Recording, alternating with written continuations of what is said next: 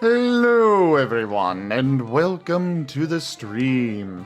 I am Razim, and this is Talisman.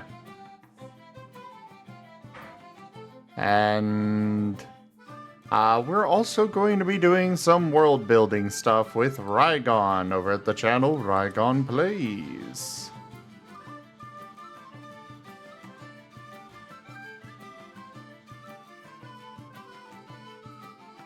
Meh. No, we're just gonna do some basic stuff to help expand and work on the world of Refuge. And Zoom here is being kind enough to act as a bouncing board for me, as well as someone who can come up with ideas of their own as well.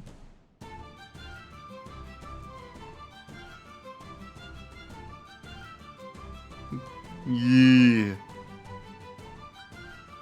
So, reading through the description on the Nemesis, it seems like a wraith type creature. Kind of, but they're not undead. They're an aberration.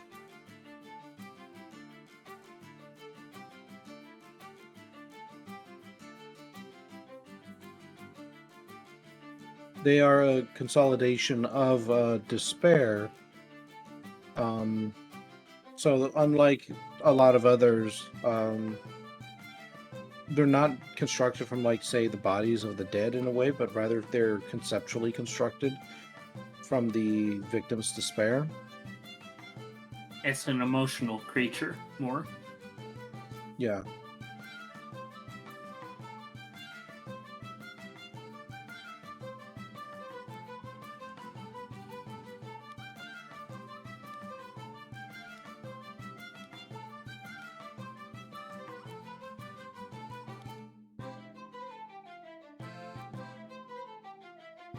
Yeah, what are your thoughts?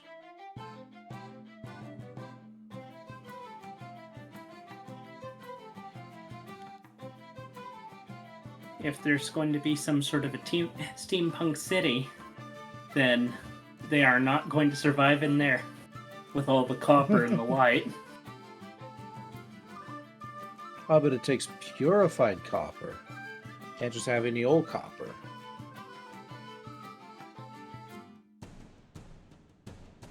But there is actually one steampunk city that I was thinking of having a story take place that involved these monsters. That's for way down the road, though, since obviously I'm still constructing the whole universe as a whole. As long as it's steampunk, not solar punk. Yeah, it's steampunk. I mean, there probably will eventually be some stuff that has, like, solar punk and whatnot. Like, I'm working on a land right now that has diesel punk as a part of it. Comes from a fallen god, essentially, like a guy who, the big bad of the area, used to be a god until he lost his powers and was reduced back down into a, demigod or lesser form or idea or concept or whatever. But what he used to be, he used to have the domains of death and innovation, which manifested itself as diesel punk, which is an unsustainable form of technology. Mm-hmm. So that's why he's got diesel punk as a part of his whole thing. And so some other gods took it to someone else who took it from him? Not necessarily. I haven't decided yet. Are you gonna join? Yeah, I'm waiting for the invite. Ah.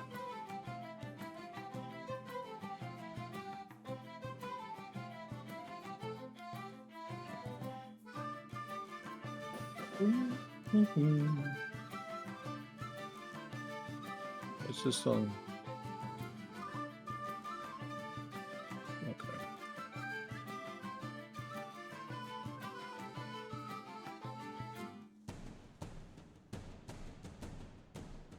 Are you asking if you can come in and chat, Bikesh?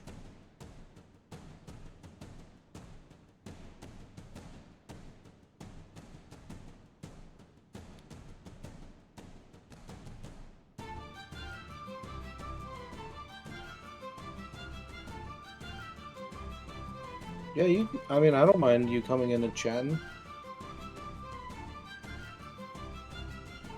We'll just be doing some world building though, so like that's where the conversation would have to be focused.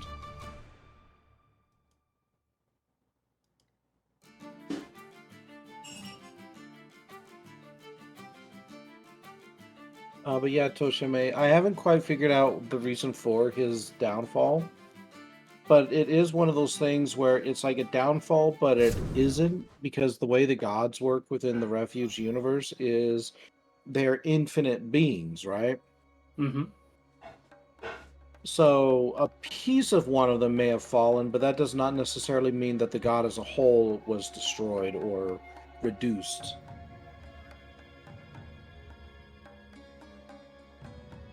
You know? It's almost like, one of your skin cells falling off, like you barely notice it.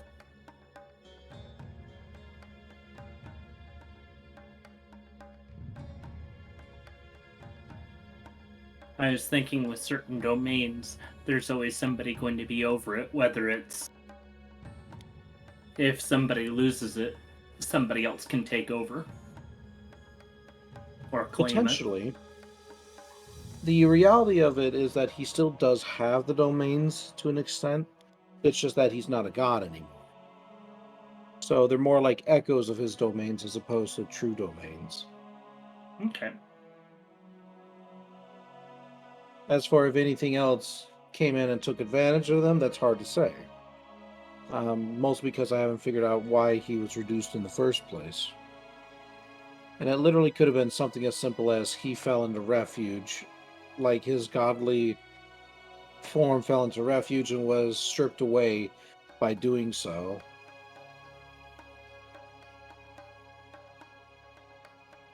But in essence, right now, he is the land of Ember, and any avatars upon it that claim to be him are actually manifestations of that land, which is him.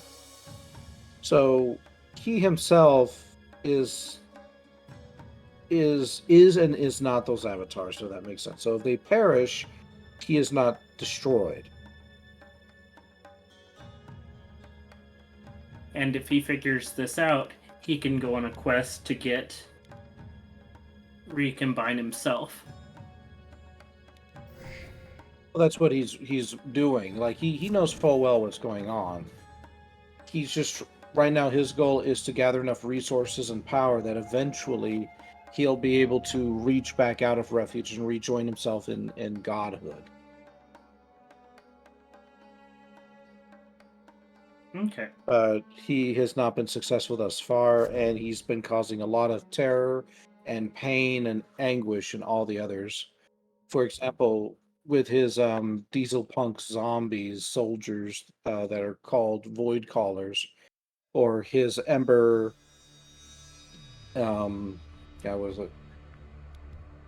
I didn't call them Ember Heart, or his embered creatures that go set fire to nearby lands in order to bring the charred remains into his own domain.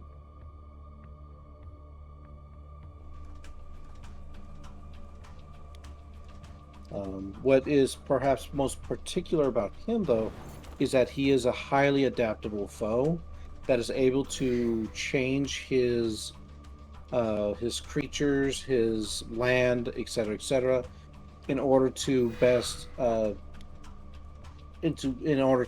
manage whatever land is attached to him at the moment. So, like for example, if the land is made out of water, he can construct battleships that can sail upon that water to conquer things.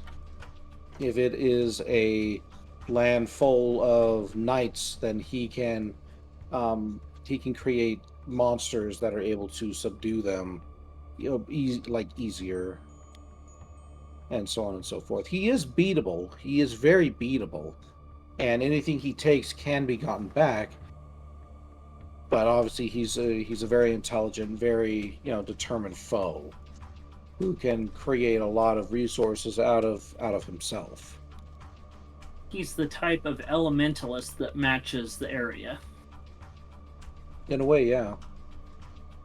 He is meant to be more or less a generalized antagonist for anybody who wishes to make a story and it's like, oh man, I don't have anybody I can really pit these heroes against, he's the kind of guy you can pit them against. So that's why he's going to be one of the first 5 regions that I introduce in the book in the first novel. Or rather, the first tome.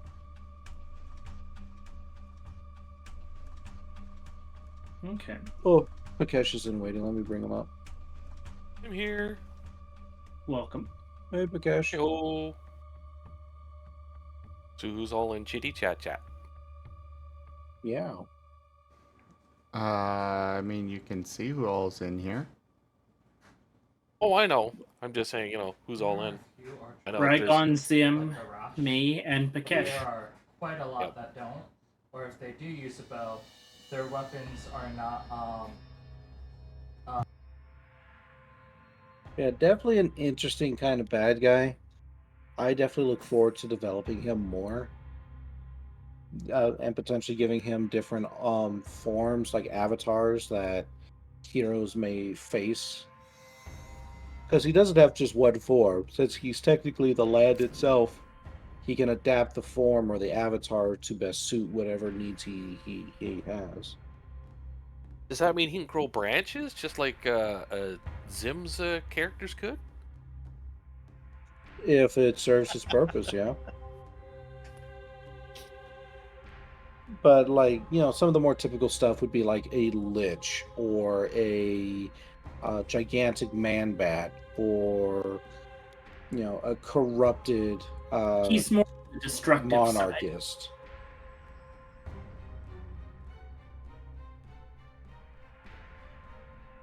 Now, is he supposed to be more of a plot device, a off and on potential end game adversary, or is he just one of those distant gods that occasionally will just do stuff for the heck of it? Oh, he has goals, and he's no longer a god. So he is kind of meant to be a final antagonist, one that can be overcome, but will usually come back because you can't kill what he truly is. Which Hey is there, the land Wolf of Mage.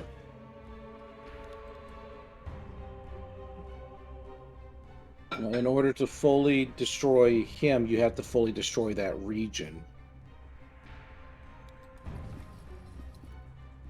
And obviously, most places don't have that capability.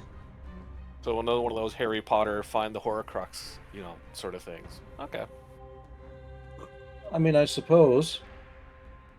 More often than not, most heroes, if they go in to try and take him out or whatever, it's purely just to delay him long enough that his land can be separated from whatever land he's terrorizing, and then he can be somebody else's problem.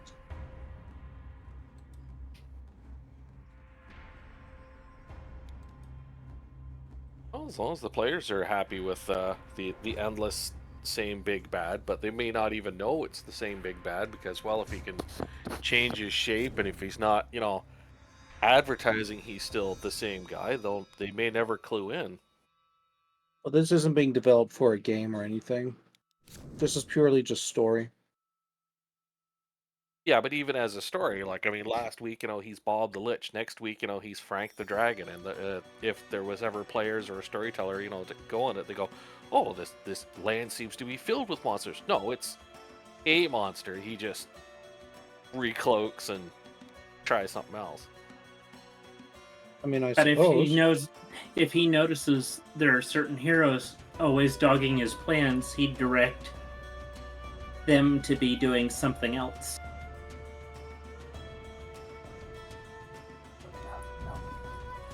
Yeah, especially if they're, packing something that might, actually damage his current farm. Like, oh, geez, they seem to have a whole bunch of dragon slaying weapons because I've been going around as Bob the Dragon. I guess it's time to dust off my Frank the Lich persona. Or be helpful Well, NPC he man. he can't transfer quite that quickly, though. He's adaptable, but it still takes a long amount of time for him to do so. Well, we have no idea how long that is or whatever, so it's just sort of he could, the option's there. Well, let me say it like this. His current form is usually one that will stick until it's destroyed in some form or way.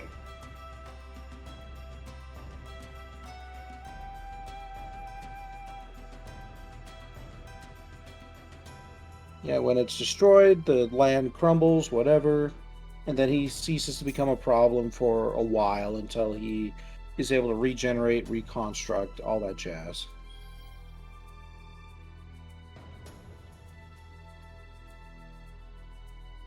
Yeah, he's going to be one of the ones that I'll be introducing in the first tome for the 5 regions that I've selected, and he will be less of a, hey, these are a sentient species, look how neat they are, and more of a, hey, this is a land that wants to kill you.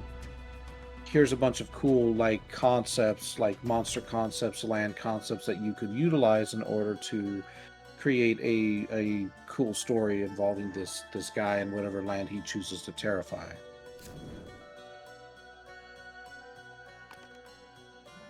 And please don't join with him. Yeah. All right, Zimmy, about ready? Yeah, I've been ready. Oh, okay, I've just been kind of waiting. I mean, All right, you've do you have a been concept that you'd like to chatting, go over? so.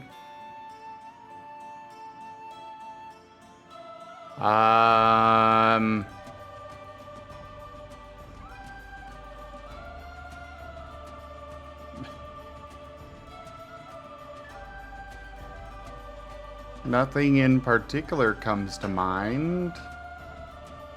Just throw out a random word, doesn't matter what. Potato.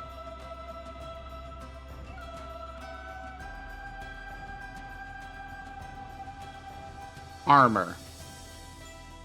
Okay. So armor. I'll be putting the focus on Hirasu mostly. The Silver Guard is still one I'm still trying to come up with their armor for. It's got to be plate armor. Well, I haven't decided what the style is going to be. Maybe I could receive some help for that. I heard a sleepy yawn. Sure. Okay. Then we'll go ahead and we'll look up types of plate armor.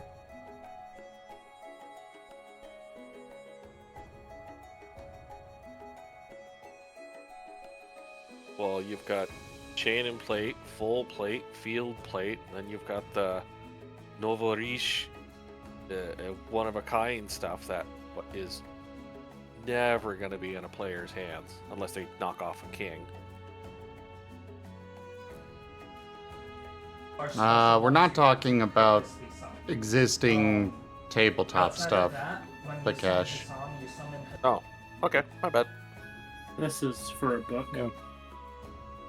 This is for a world-setting book. It's not going to be used for D&D or Pathfinder. I mean, at some point it might be modified to fit with those things, but that's not the original intention. So currently I'm not going to consider that players of any sort are ever going to be utilizing this. Okay. Yeah. So when I heard armor, it was like, well, Well, I'm just talking about the Refuge project in general.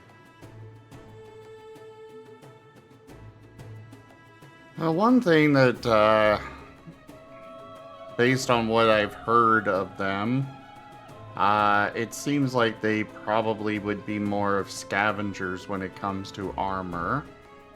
That is true. Picking up basically whatever they wind up finding throughout their area. That is very true. The only difference is the Silver Guard. The Silver Guard are the essentially the elite unit of defenders and shock troops that the Hirith have. They are literally the final line of defense should all else go to shit. As a result, they are the only ones who have the privilege of having silver armor created from their silver ore that is special to the Hirasu region. It's got really good properties, like it makes sharper swords, better armor, better magical conduits, good metal, whatever you want to prescribe that as. But it's very difficult to construct and work with. So, as a result, while there is industries meant specifically to develop the armor, it is impossible for it to ever be widespread enough for all here to use it, and in a way it's impractical. You can't exactly have them just marching out in full plate, metal plate, in the middle of a desert. That's just not going to happen. So as a result, it's left just to this elite unit that only wear it in times of absolute need.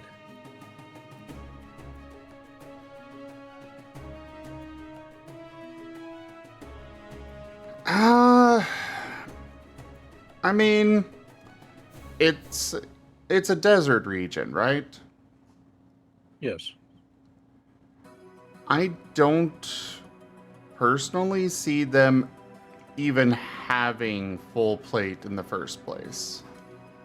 Like, Well, they will have full plate, though. Mostly just because, again, there literally will be, like, in defense.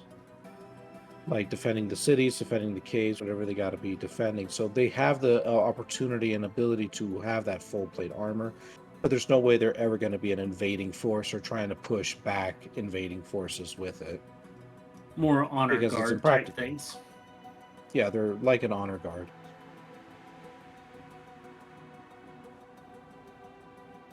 So they have the capability there, but you are right to an extent. Most of the like, you know, average troop, they're not going to be wearing full armor. They're going to be wearing maybe the bits and pieces. And even when these Silver Guard are at rest, they're not going to be wearing their full plate all the time. That's just impractical.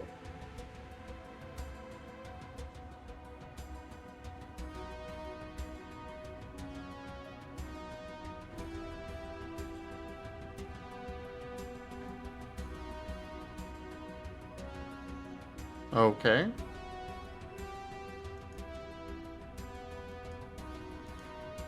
So, what are you wanting me to help you come up with on this then? The style of their armor.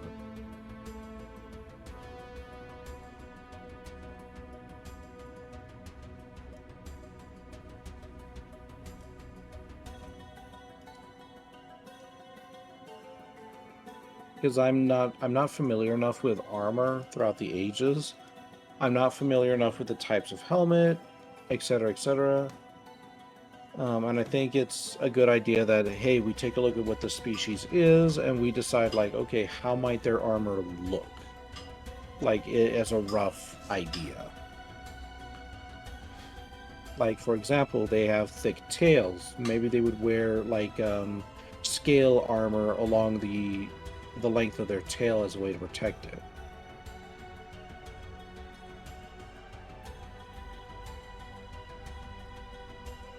I would definitely say a scale armor is scale mail. That's the word.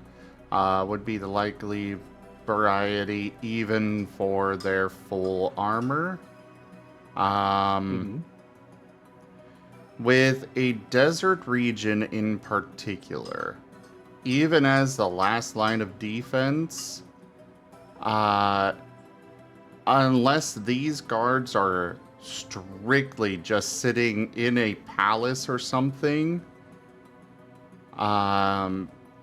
they would have been training based on their region. Because the thing is that when you are defending, you've got the home field advantage. You need to use what's available. You're talking about a desert. You're talking about shifting sands. Area that is difficult to move in. So their training would be utilizing that weakness that most other armies would have in order to, win. So I don't think that it would be a full plate armor. Scale mail, something. That, but it is going to be full plate armor. And to kind of iterate on what you were just talking about, that's because they are literally the last line of defense. They're not there to win, they're there to stall.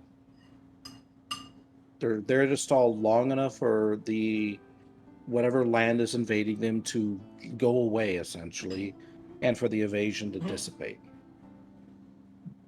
So while you're absolutely right on the shifting sands, So I don't think it's a if that bad strategy plan. It hasn't might be- worked for their general troops and for the rank and file, and literally them marching into their last fortress city, which is the Gate of Tears, where they are located, where the Civil Guard is located, then doing more of that is just not going to work.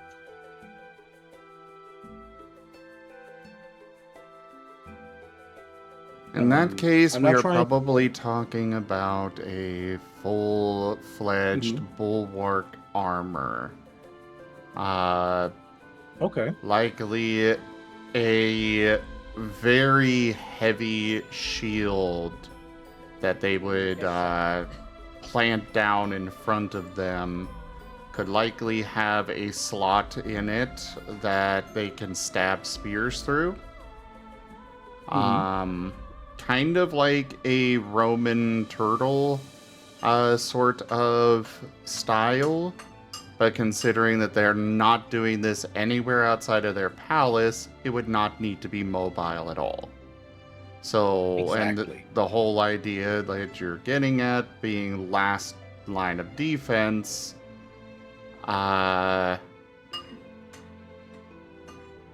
it would be probably mostly reliant on the shields The first train. rather than the armor itself. Armor definitely still in armor, but it's more their shields, they put those down and nobody's supposed to get through. It would be The intimidation of the shield. yeah. Okay. Honestly, if I can actually work with that.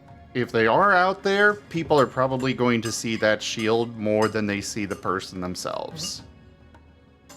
You're probably right. I mean, there are things where they go without the shield. But you're right. If they are there to be literally the last line of defense, then they probably would utilize a shield of some sort, if only just to help separate the enemy from them. Like just to give them as much staying power as possible. Armor's all well and good, So, but material even the allocation strongest requires armor, more mana. even the best armor Spirit has form weak doesn't. points that they can So get it's an stabbed extra in. dice. Whereas if you have a literal So wall I of also shields, set away batteries. they're not going to be, it's going to be much harder to get through a wall as And then opposed certain to spirits, armor. There's tech- Mm-hmm.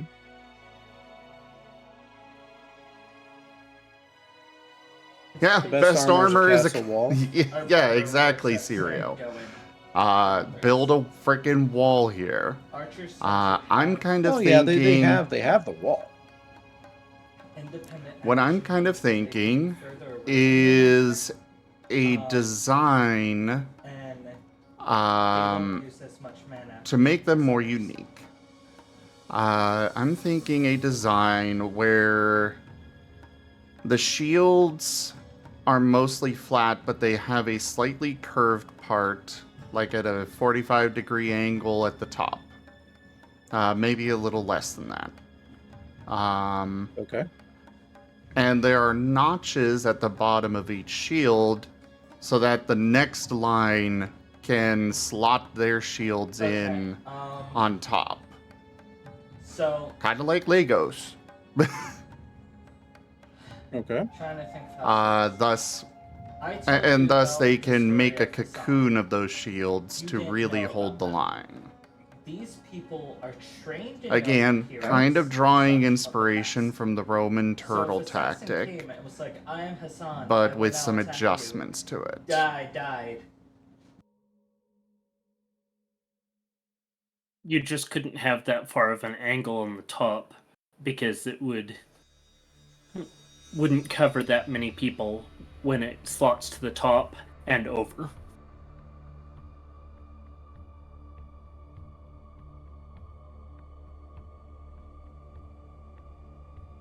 Well, I think we can definitely have a shield regiment here. I would imagine that that's probably not their only regiment. Might be a main force, but not their only force. They will have gunpowder units, which is they're one of the few that has a gunpowder unit for the Hirith. They will have archer units. You know, they'll have an actual army. And that said, they still have to have at least some mobility, mostly because they can be sent out in small pockets to here and there, like say if an invasion's going on. 1 or 2 units can be sent out in order to help reinforce certain areas um, or to safeguard especially important locations. But they themselves as a main army will never be utilized until literally the enemy is at the Gate of Tears front door. Just due to the practicality of it all. Set my alarm clock for So 0 I'm hours liking the later. idea of heavy To make up shields. for the hour I'll have to give of that a bit prep. more thought. Yeah. But even so, I still got to think of, okay, what does their armor actually look like?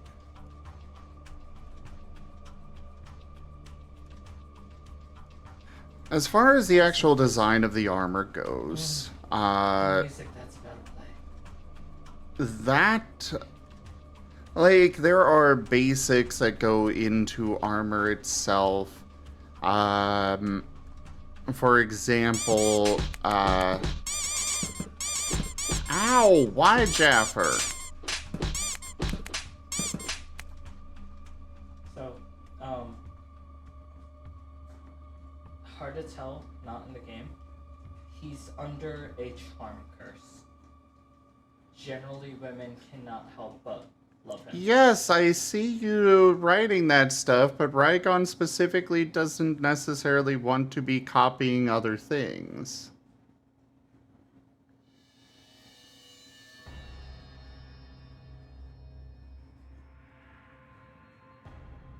There's also an unabridged version, and in Yeah, I mean, I could take version, the some world was inspiration, but cursed. this is meant to be So more or all the less fully females are original. Like, oh my god, that mole! Yeah. So, and that's what makes it difficult.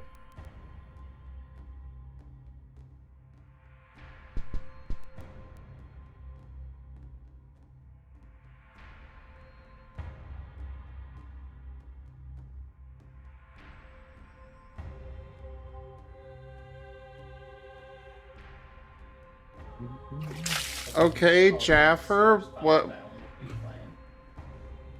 what you have sent me for a picture does not have any shields in it. So I'm failing to see how this is relevant to what what I'm talking about here.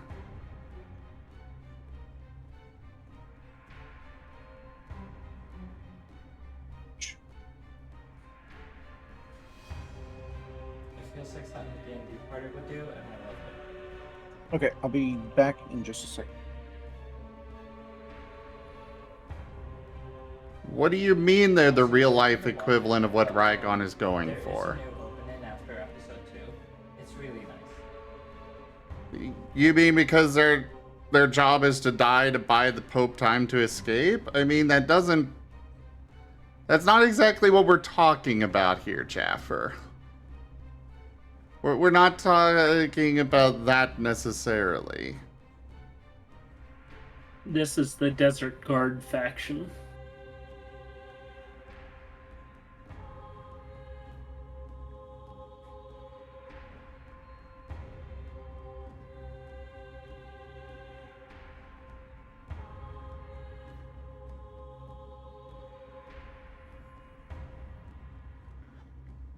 Either way, As I said, doing all that has made me lose my train of thought, so I don't know what I was getting at before.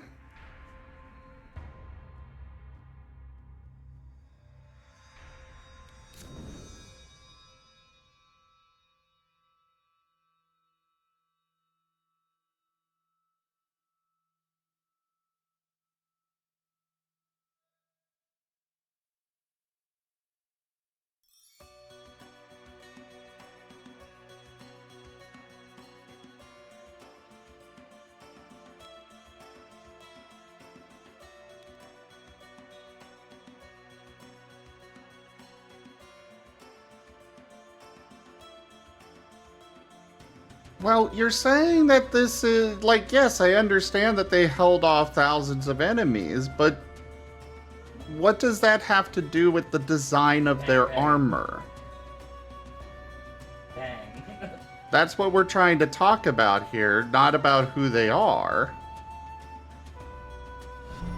Enjoy your stay. Like, we've already got them set as these are what is going to exist. This is their purpose. It just doesn't help us come up with the design of their armor. Especially when the picture you sent me doesn't even have armor.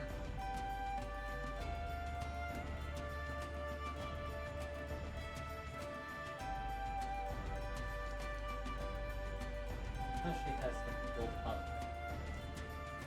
Azure Circle, thank you very much for that follow and welcome. But yeah, we're not, like, literally the conversation is about the design of the armor itself, not about, you know, a group that's able to hold off a bunch of people. Yeah, there's yeah. examples of that.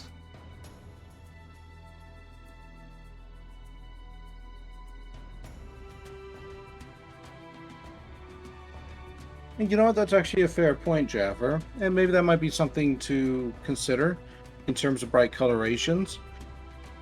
What I can say, though, is that their armor, like, they are hard to miss. I really cannot overstate how good that this metal is, because it's the whole reason why generally they are being invaded in the first place. It's so that the invading force can get access to this metal. So having an elite, trained military army who utilizes this metal is not something that you can ignore.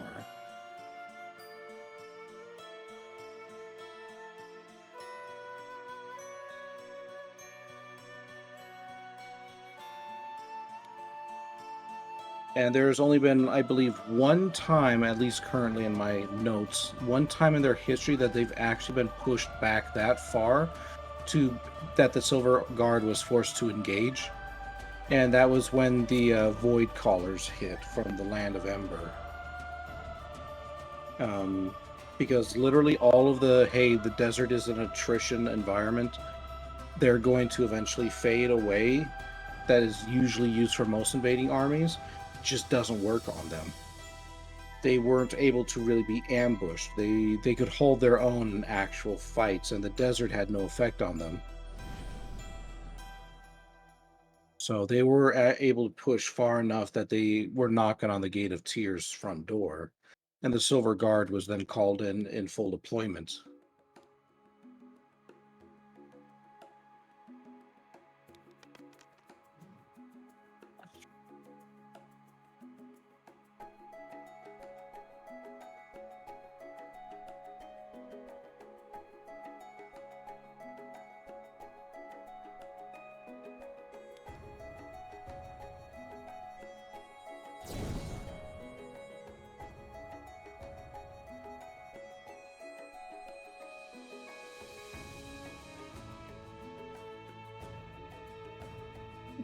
But yeah.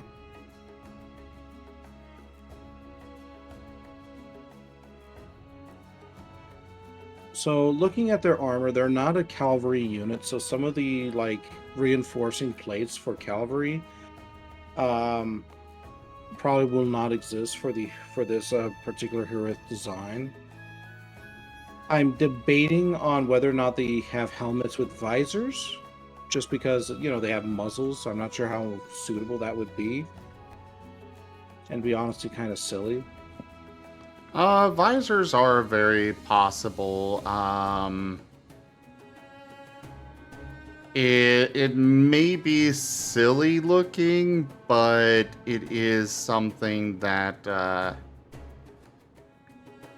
you know, it's a matter of silly versus life-saving. That is Is that fair. But I really don't know how it's going to look without actually having something to see, I feel. There are examples of helmets that already have an extended front on them. But when it comes to a lot of armor, the design is typically... Yeah. Yes, Gib Gab?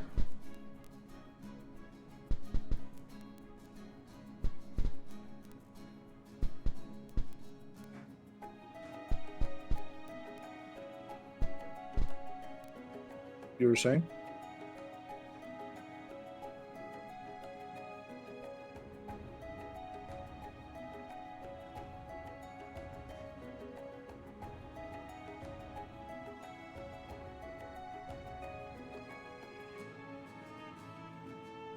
I don't know. I lost track. The design of the helmets is normally The design of helmets and armor most often is not to withstand blows so much as to deflect them. That is something to note whenever designing armor.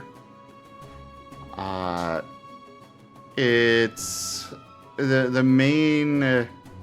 like, yeah, they're gonna have some strength to them to withstand a hit, but it's much easier to withstand a hit on anything if you're also deflecting it off to the side.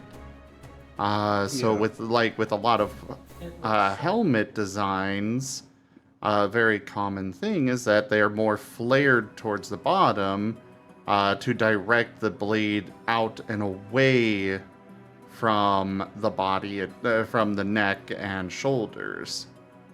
And the same goes for the rest of the armor. As far as the actual design goes, like, as far as the main thing to focus on would be the mechanical side rather than the actual look, because the looks can really be whatever you want. Ideally, it should be something that would be reflective of the culture. Perhaps something to do with a deity or something sacred to them. Something along those lines, especially for something that is the last line of defense. On that part, they don't actually have any deities within Hirosu. So they can't really draw inspiration from that. Maybe from maybe some well-known monsters, particularly the predator that targets Harith. Maybe we could use that. Or perhaps something sacred, or there's like any... I mean, if you're wanting a more fanciful design, that's something that you can draw from. But as far as just generalized design, I'm not an artist. I can't really just sit down and come up with a full thing. That would be up to you to decide what you want them to look like.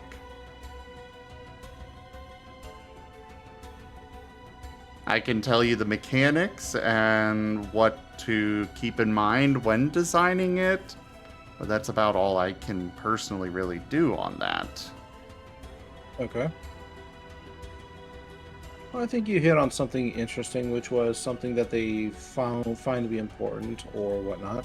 They don't have anything sacred other than their medallions, and they don't have any deities, so I'm not going to even bother thinking on that front. But having, maybe having the design fashioned after their monsters of myth could potentially work, or an actual natural predator, or in say the case of samurai armors fashioned after just straight up just the Harith themselves, that might be worth going for as well. Well, especially one that does come to mind are the Janissaries from Warhammer 40k. They've got an interesting, like, kind of a stoic look to them that might be worth drawing inspiration from.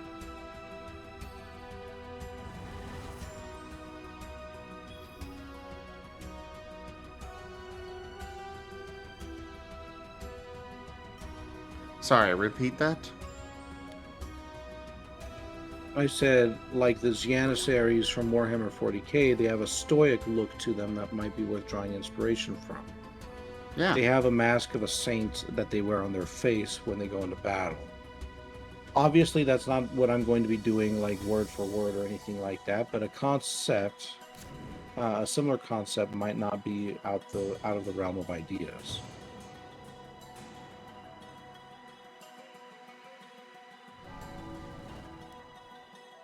Yeah, they basically wear the death mask of a saint. Yeah, that's right, Timber.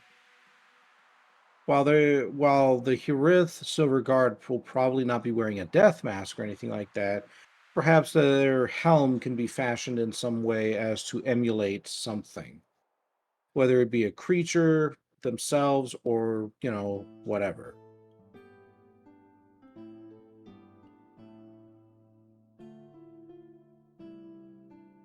A lot of the time with armor that is meant to be special, especially for, you know, these kind of honor guard, the last line, uh, they would want to fashion it most likely after something that would make the people feel safe. That would draw attention, but to the Harith in particular, they would, you know, they would want to make sure that that people feel safe with these people around, with these soldiers.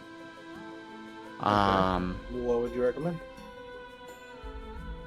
So in that regard, I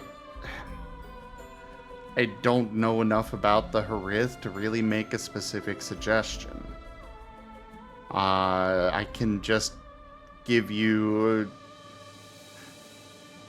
I don't know enough about the Harith, but I can give you, you know, general ideas. Well, that's all we need. Like I said, something that might make them feel safe. All right, well, let's take At people, least for from what he example. What said. might make people feel safe? That all depends on the culture. Just take any random culture.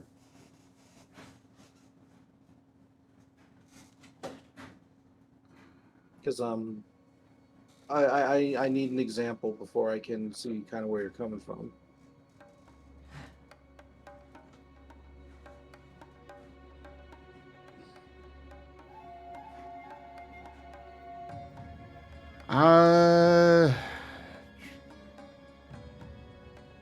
I'm not getting anything in particular outside of like shield design, like banner shield type things.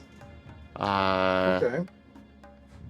So maybe that's something important, is that they could have etched on a powerful symbol of some sort that helps to promote safety or the idea of protection.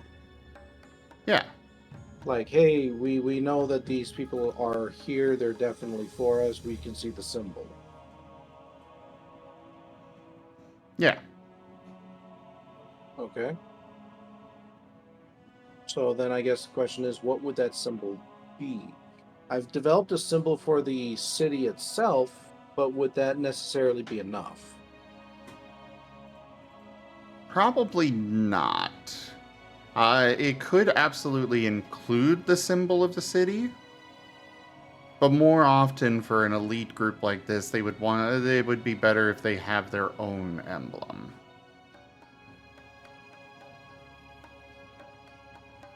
Well, that's just kind of it, though. They might have their own emblem, but currently the only emblem I have is the Gate of Tears symbol, which is inherently a part of them because that's where they are headquartered at. So, like, the Gate of Tears and the Silver Guard are kind of one and the same in a sense. But that said, like I'm not against making another symbol for them. I'm just not sure what. Well, I remember a lot of talk about valleys with the Harith. Is this city located in the bottom of a valley, or? It's located at the foot of a set of mountains where the season of tears floods down and spreads out to the rest of the to the rest of the region. So they aren't located at the bottom of the valley. They have a cliff wall city, just like most of the other cliff wall cities, but they've also spread over onto the top of the to the top of the canyon walls, which is a rarity because of the number of dangerous predators up there. So that's how you know that this city is powerful and safe, because they have been able to go topside essentially. All right. I mean, it could be something as simple as the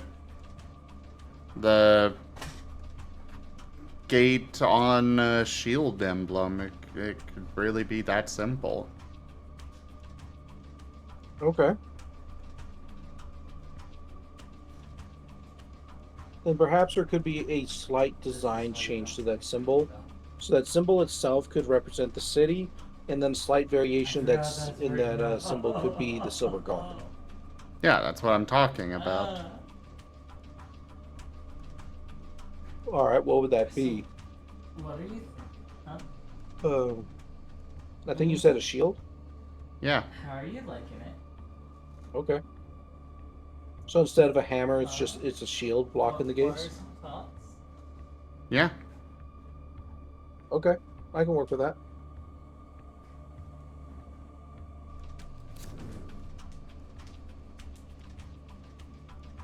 And then again comes up the idea of like what would that shield design look like? Is it based off their actual shield? And if so, what does that shield look like? I mean, I offered a suggestion on the design of the shield. Oh, sure. I'm not sure if I'm entirely for a phalanx kind of style shield, though.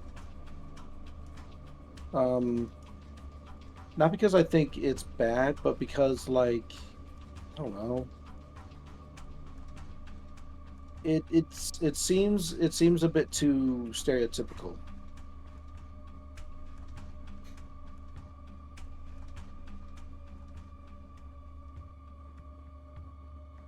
But that said, I'm not sure if I have any better ideas.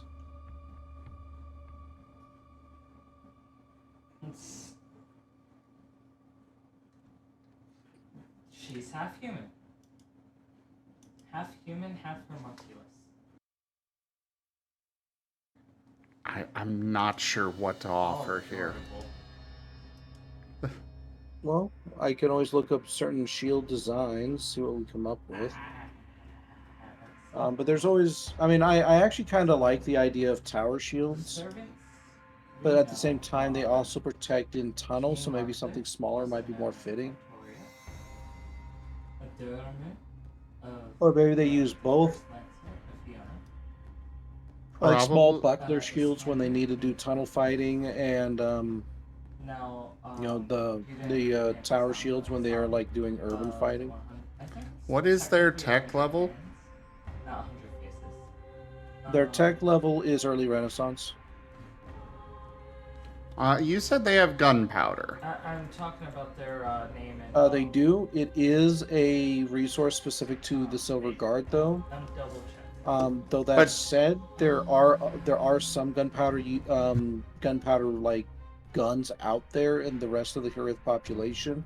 It's just much rarer, and more than likely, it's what they salvaged from the enemy, not what was developed by the Hirith themselves.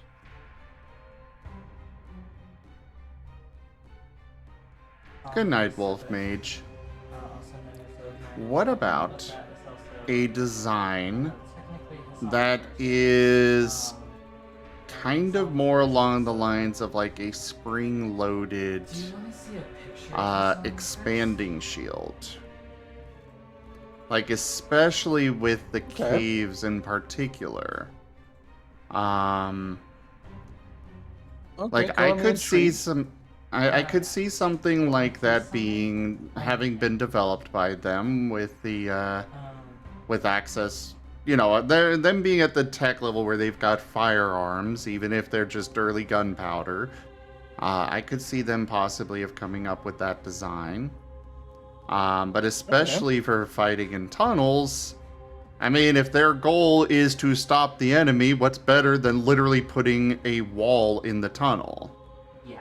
Especially if that wall has little slots that they can then stab through or shoot through or whatever, what have you. That's not a Like bad most idea. masters who get So then have the assassins and springs be so whatnot tight out, that when most of them sprung, will it can have actually a bury marker the of the shield into the list. floor. That is one thing that I was thinking about, yes. If you remember the fact that Have I it said you be could able kill to the bury into the cave wall, the floor, the etc. mascots, you don't Could need also to have have be able to them go up be against the sharper spirit. on the edges, so Disable that the song, way distracting the spirit, and strike before the they other can one. also be part of their weaponry. Okay. And then we have Gilgamesh. So like they can just bash people with You it. don't know. Actually, Berserker. more We likely, have because kind of slicing into the wall would be a bit difficult, but they could have spiked shields. Okay. I know you Because driving a spike into a wall as an anchor is a lot easier than just sliding an entire blade into it.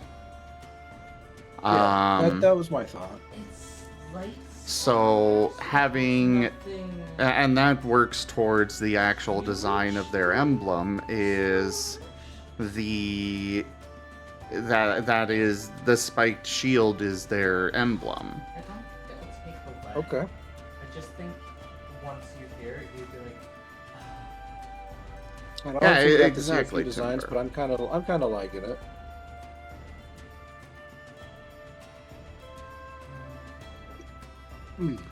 Yeah, it's something I that can would dig need it. to be visualized better, but it's still a pretty decent well, if you're idea. okay, I'm gonna let you find out. I think so. Showed I up think that is a little decent bit. idea. It's not like a spoiler. You won't. Allows have them to a quickly set up thing. fortifications. It still allows them to be mobile if need be. Like, yeah, I could dig it.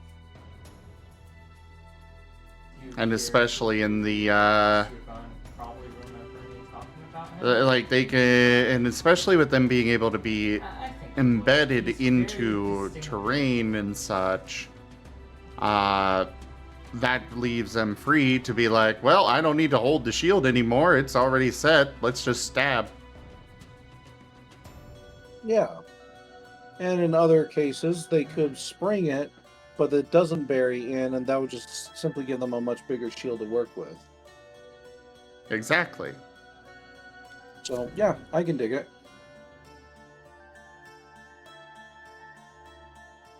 It's very adaptable, obviously, because of the silver metal. Like, if the spikes are made out of the silver metal or the shield itself, that makes it much easier for it to, like, embed itself into rock and walls and stuff just due to its very nature.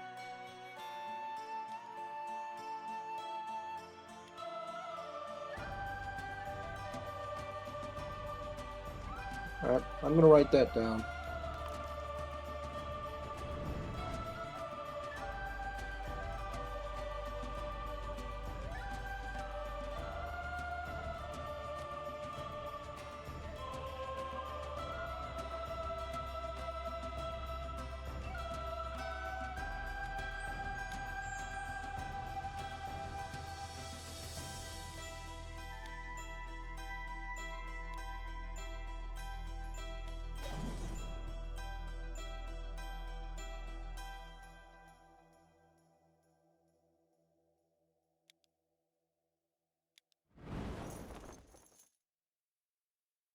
Also, There was Toshimi, just I was not times, expecting to actually and the manage to reason I get that get horse and so, cart, like, but I'm quite happy about it. I kind of left it there expecting you to grab it, but Well, I couldn't I'm- see what you were drawing. And he loves it. oh, fair. Nope, only us two. I mean, we're working co-op here, and, well, you can see the stream. He Yeah. loves the show so much. He has looked into almost everything. But for the actual, Which, I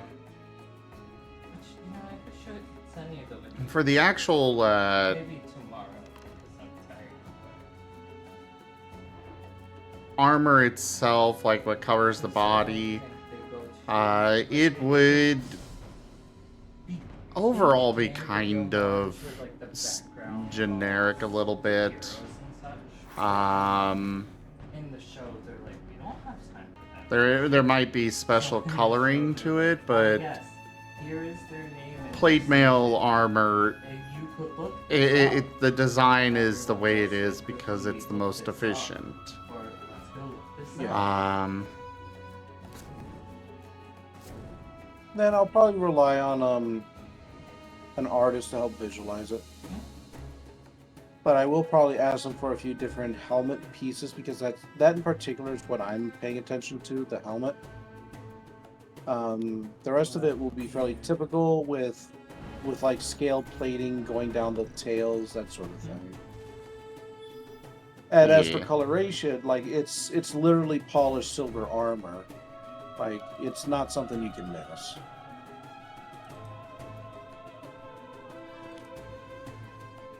You know, it's kind of like the equivalent of, like, say, the clone troopers from Star Wars.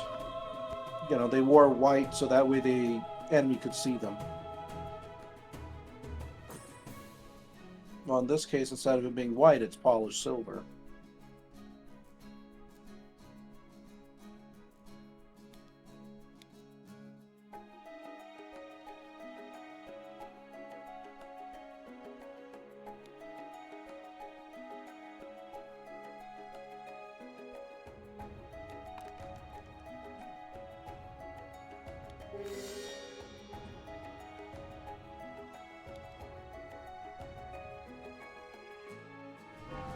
And think how blinding that would be to the enemies having the polished silver shining in the desert. Say again? Think how blinding the polished silver would be in the desert to the enemies. Oh, yeah. Well, that's part of it. Like, you can't really fight against what you can't see.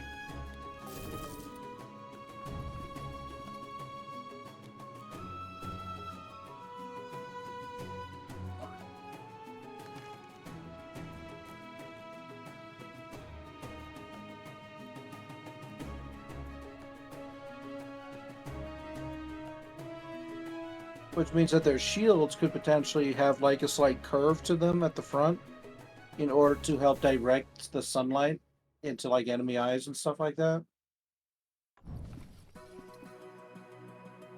Yeah, that's not a bad idea. And all the sand for glass. If it is curved into the center, I would say it would probably be a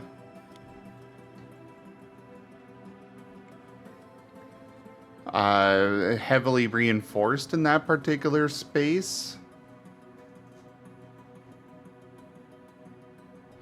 Just to make sure that they don't go through the shield. What about going through the shield? Well, I mean, if you have it curved inward there, then the, you get a weapon there.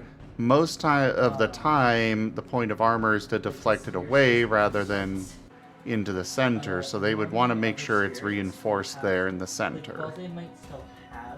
Well, special metal does what special metal does. It'll be fine.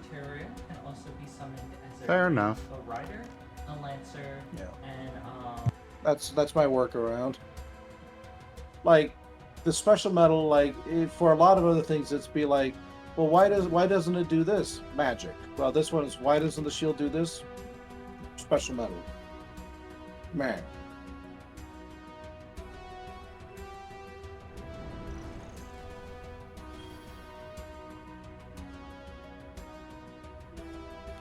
Hey, look, the special metal ate your spell.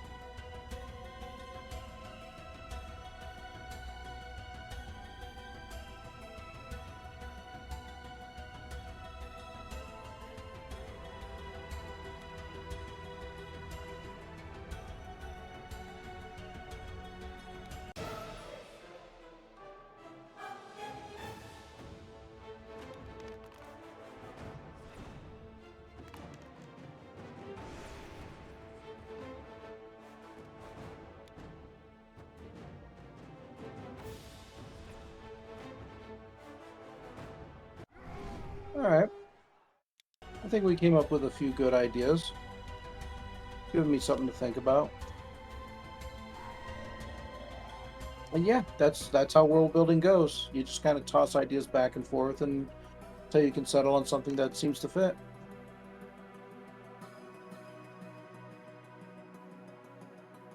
Or All right. she has lances. You make lots of Yep, notes. she is. Lances are different. Yeah, I wrote down a few notes. All right. Just enough to give me a reminder of what I need. I'll probably discuss it with Taldarius a little bit later. See, as well as I need to get visualizations with artists as well. The shield in particular, I do like the idea of. And like I said, for the helmet of the Silver Guard, that's just something I just need to see concepts of.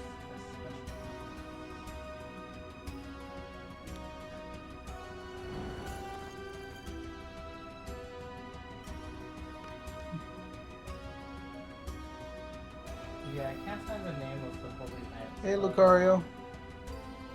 Her rider form uses a lance, which is technically also a possible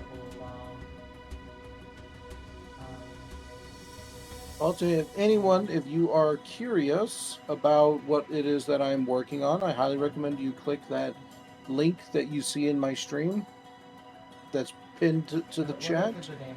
Click on that link, check out the dashboard, and give the project a follow. You'll be notified whenever new articles are finished and completed and posted, and you can keep up. Eventually, all the material you'll see in there will be turned into a book. There's not much now, but I can guarantee you that stuff will be growing swiftly and soon.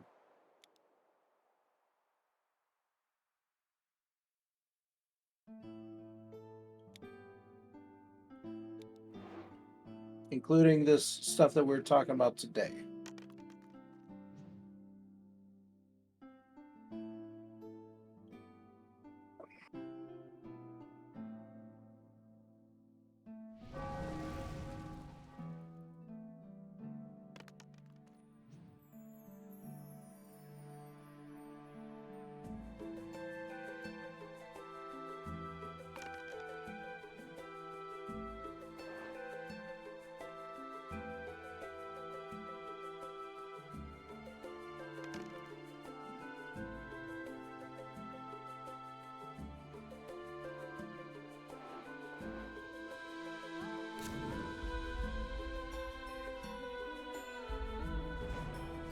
Meh.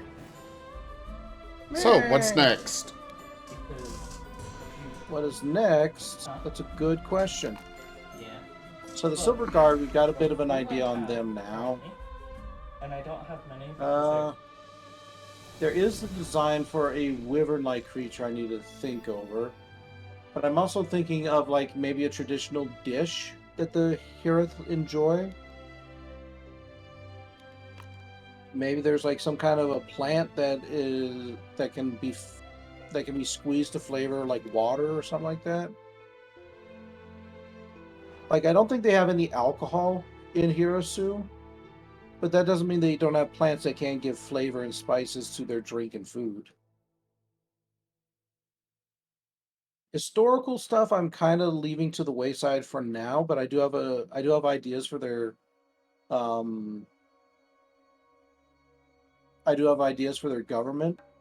In fact, I've got an artist working on the adjudicator's uniform for the Hirith.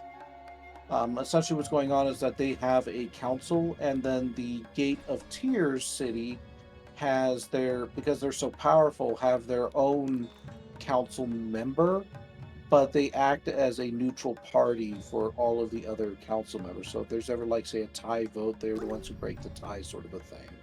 I suppose they help to keep proceedings running smoothly. It is that individual's whose uniform I'm currently having an artist develop for. And if you'd like, I can show you some pictures on my end. I mean, Are traps. sure, but it sounds So like when you've he's already got attacking the in idea game, in mind. You don't see him like use his bow half the time.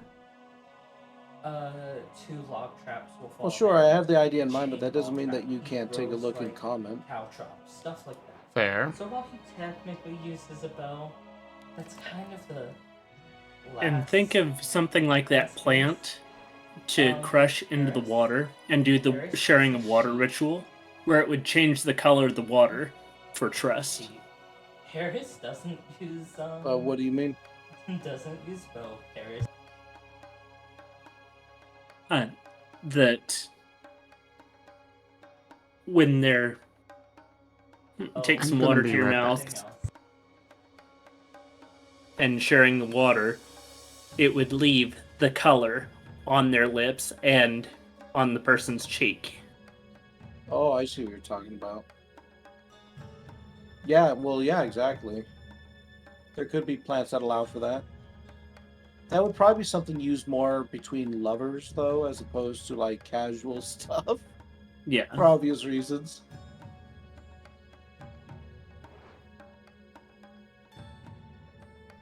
It would be a mark to let people know that you did do the ritual.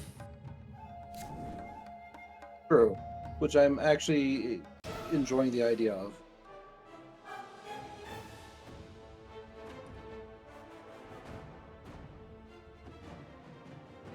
And on my end, I'll go ahead and I'll show everybody kind of what's going on.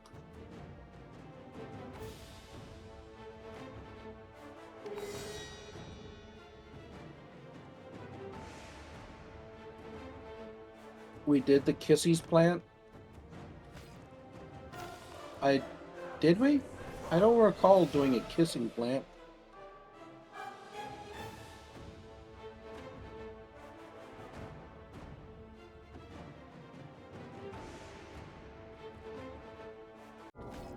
So here, everyone, you can kind of get an idea of, like, concepts that I had sent the artist regarding the uniform. So yeah, look at that. It's got a crown. Not gonna have a crown. I can already tell you all that much. This one was probably one of the better versions that the AI came up with.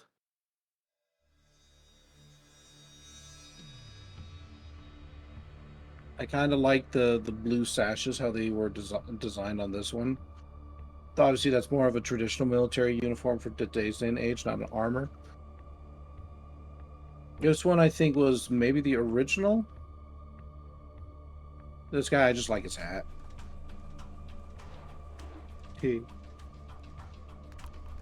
This guy came pretty close. I actually really enjoy how this one came out.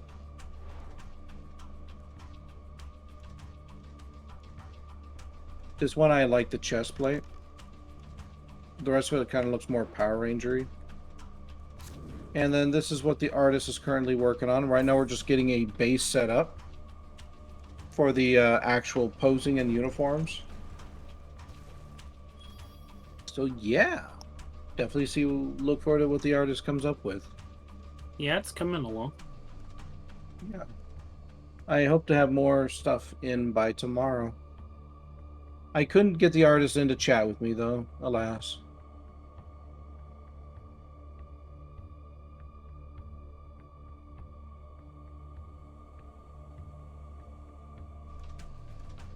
Yeah. Alrighty. Well, I might just turn off the stream. I've been streaming for a long time. So I think I might just turn this off and just enjoy the rest of my evening. So unless anyone else has anything that they would like to talk about, I guess I'll be heading out for the stream. I'll still be hanging out with Zim and whatnot, though. And I'll probably still be world building. I just want to turn off the stream.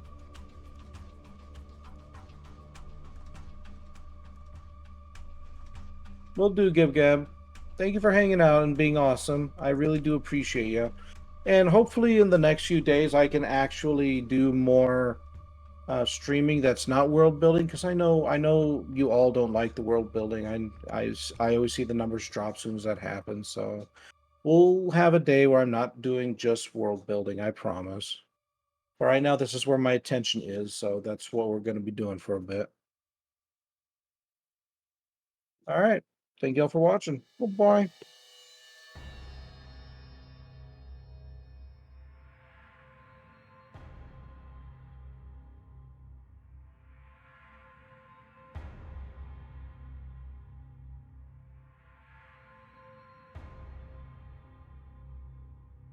Sorry about that. I'm back. Oh, yeah.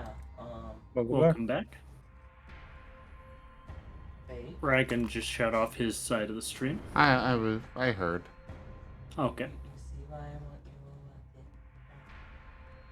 you Yeah, not much was going on in it, so I didn't really see too much point in keeping it So up. the ones I won't force you to watch is Fate, Pismir. I actually want to look up the full name because it's.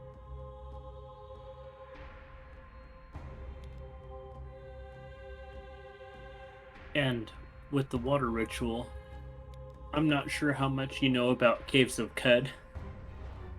I do not know anything about it.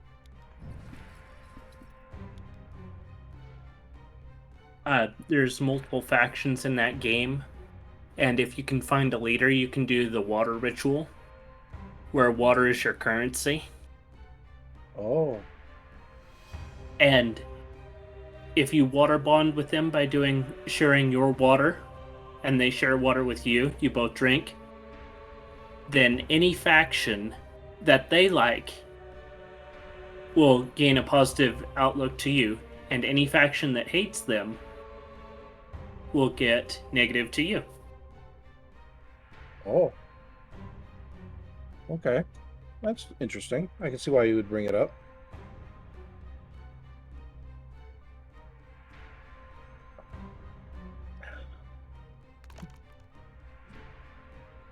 Oh, so yeah.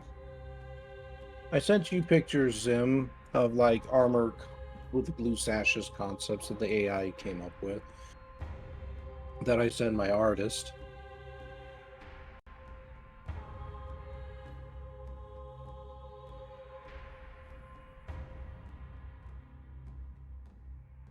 Not bad Probably options. showed that one to you because the animation Yeah. is. Would The one definitely in stand particular out. that I like is that crown one, but I don't like the crown. I just like the blue cowl. That blue cowl looks really nice.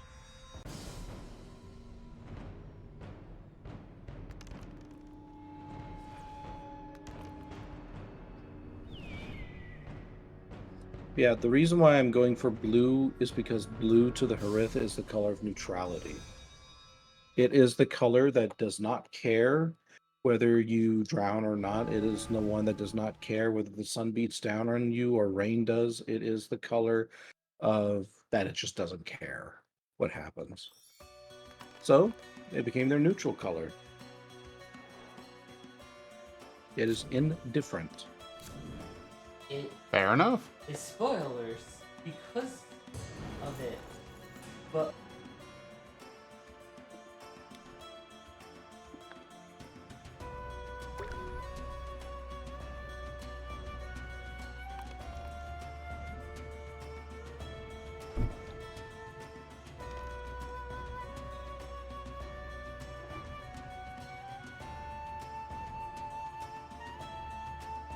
based Hi, video Gib game Gab. boss battle that shoots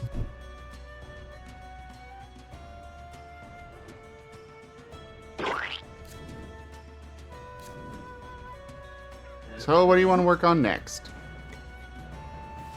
Good question. I suppose we could just kind of shoot the shit on maybe a dish that the Harith enjoy.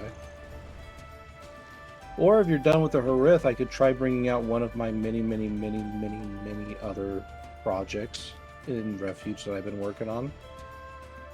There's certainly plenty of stuff that needs to be done on all of them, but right now my attention's been on the Harith and the Hirasu because they're the ones whose region I'm developing first for the book.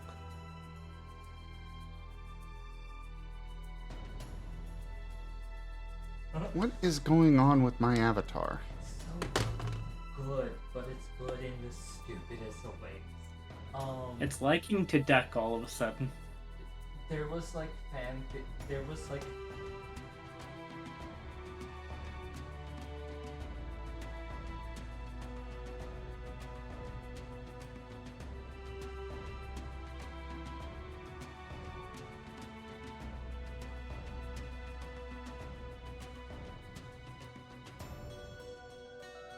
Okay. I think I fixed it. For now. Buys out the maid. It starts I mean, for a dish, kind of depends on what's... I remember something about them enjoying eating minerals. So it's Yes.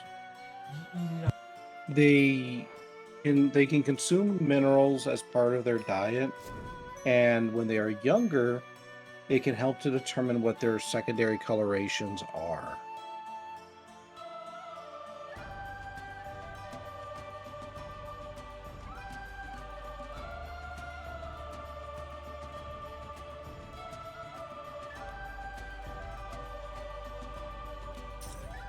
They don't like straight up eat a rock though. They're more sophisticated than that. I'm assuming it's kind of like we use salt then. Exactly. These minerals are more or less used as flavoring for food, and obviously some individuals have more of a predisposition to some than others, or their specific area might have more of a certain kind of mineral than others. So, you consume enough diamond flakes, well, eventually you gain whatever color that gives you, which might be unique to the area as opposed to other areas which do not have as many diamonds.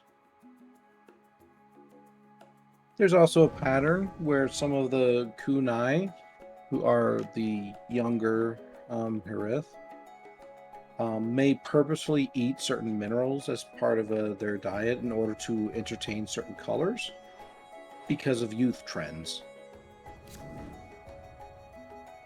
Something they may or may not regret later when they are adults. Kind of the same as like getting a tattoo when you're younger.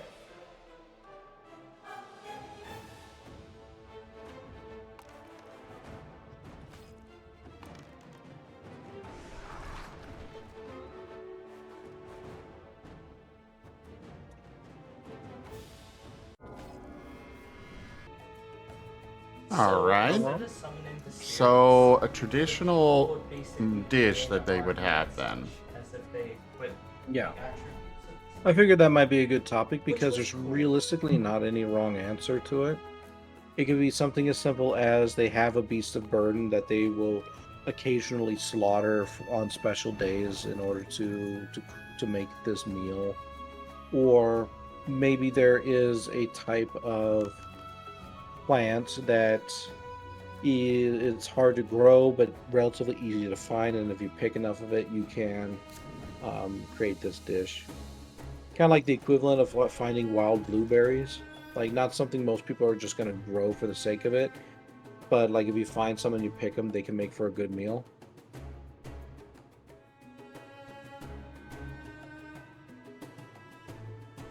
I was kind of thinking more along the lines of like Thanksgiving, where, most of the year we don't go out and get a turkey, but for Thanksgiving, most families go and get a turkey and cook it. That's fair. Then At least that's what I with was two taking different... from what you were talking about. No, I was just talking about a meal in general, just some kind of a traditional meal. It could literally be something they have every day. It doesn't matter. It's just something that is, comfort food, if you will, or something that is special to them.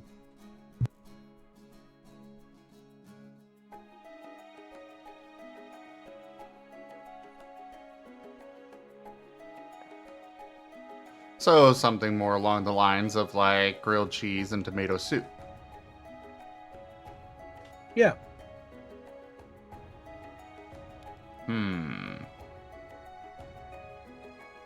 Well, what kind of plants and such do they have in the...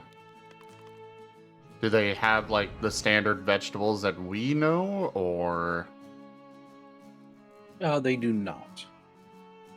Their vegetables Okay. are much hardier. They tend to use a lot of root vegetables for obvious reasons. Those ones can actually endure sand easier. Or not sand, but they can endure the lack of water easier, at least I would imagine. There are some berry plants, but the berries don't tend to last forever. They're literally hey, they're here, oh, they're gone, sort of thing. And they recently have access to the ocean. When we say that? Didn't you say that earlier, that they reached the top of the... Or was that a different faction? That might have been a different faction.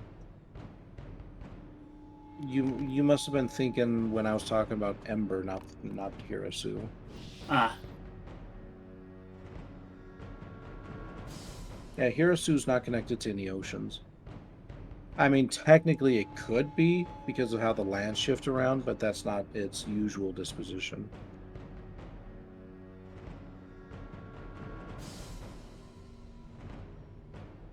Yeah, things like potatoes, onions, all those sort of things are good staples in their diet. Just obviously they're not exactly potatoes, they're not exactly onions, they're just like potato-like, onion-like sort of thing. Okay.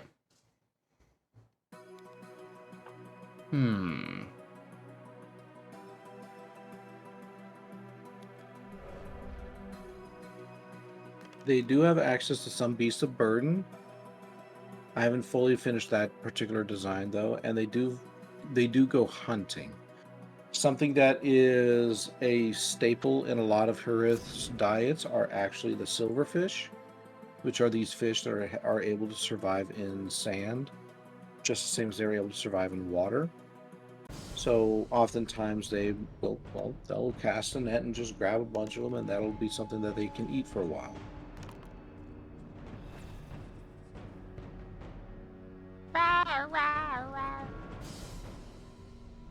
You are having a heck of a time there, Toshime.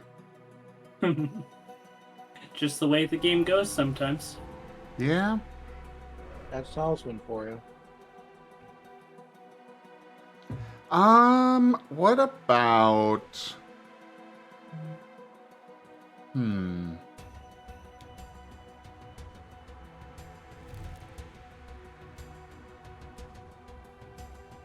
Water is scarce.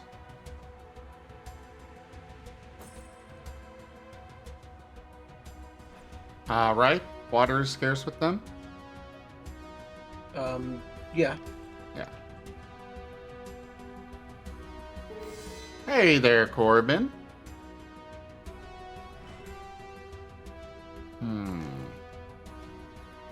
I mean, it can be found. Most of their communities wouldn't be able to survive otherwise, but it's not something that they can afford to waste, So they can't make these elaborate, these elaborate dishes that just waste a lot of water. Yeah. What about using that idea of the... I mean, it could just be the silverfish and mashed potatoes kind of thing. Okay. Utilizing the moisture of the flesh of the silverfish. At least I would assume that its meat is pretty moist. They're very salty. Oh, okay. Yeah. Well, and either way, they're something top along those tier, so lines. Basically, Yeah. just I bet take you get potatoes, take the fish, mash it all up, and there you go. Add whatever dig seasonings you it. want.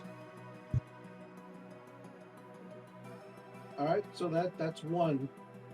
Go ahead and write that idea down to me in the Discord so I can write it later in my notes. I do it right now, but I'm lying down. Yes, but I'm streaming. Yeah. Gib Gab, send note. So why are you so happy, Corbin? Gib Gab? Oh, I guess Gib Gab doesn't care about me.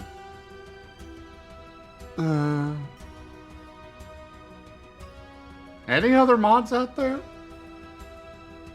Yeah, I mean, I'm I here. know there's you. See, case in point. Gib Gab wasn't listening.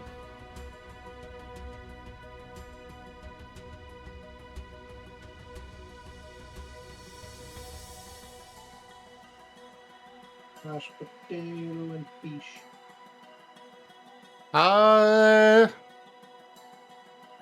They call it fish mash.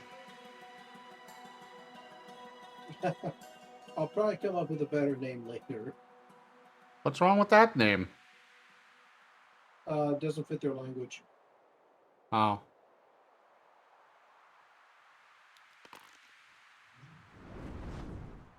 Well, foo on you. Meh.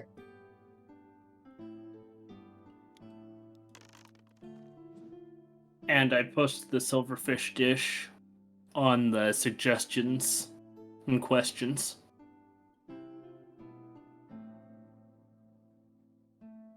Say again? I posted the silverfish dish on suggestions thank and you. questions in your Discord. Perfect. Thank you so much. That would be perfect. Mhm. All right. How about a drink now? Again, we're faced with they can't really waste water, so they have to make the most out of what water they do get.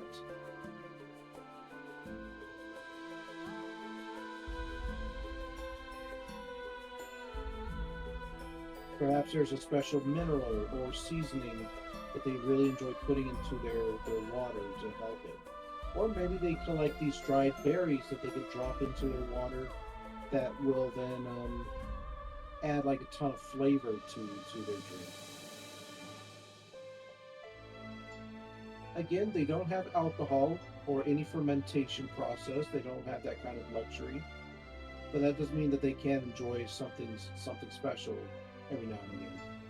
A simple mineral of a certain type of animal's blood. What do you mean? The iron from the blood for taste. Oh, okay. I'm just gonna get this animal. I'm just gonna squeeze it out over my cup. I would say is maybe, is this like a staple drink or like a treat or... It would be a treat. Well, from what I've heard, cacti, I believe they're supposed to have a pretty sweet tasting water that you can get from them. Perhaps they have a similar plant that instead of even using water at all, or maybe supplementing it with water, they kind of just squeeze out some form of like cacti, and that's they their actually kind of do. treat. There's two parts of the are cacti. The water and the flesh. Yeah. They do actually have a profession entirely dedicated to collecting water from cacti. In this case, the dewdrop cacti named pending. They have the Arqua Fartel, that's what I call them, the water farmers. they go to all these various cacti and they will siphon water from them in a safe and sustainable way. And They're it's generally used, that water is generally used to supplement the water supplies of the villages and communities that they are a part of. You're really hard to hear, Also, Rygone, He's laying compared to down. normal. I'm aware that he's laying down, but compared to his normal laying down, well, what do you want me to do? I haven't changed anything. speak up. No, because I'm shouting.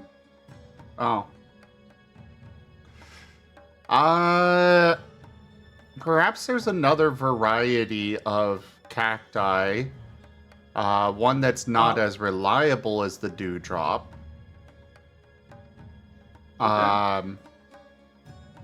That has a more fruity flavor to it. Something that, you know, like I said, it's not as reliable as the dewdrop, which is why they don't really farm it, but it's that special little treat. Like, hey, I found this out in the field. We get to have a nice little it could even have a little bit of a fizziness to it, perhaps. Kind of like a very, yeah, a very light fizziness, you know, a light soda type thing to it. Okay, how would it be processed? I'm thinking, so they kind of grind up minerals a lot. Perhaps,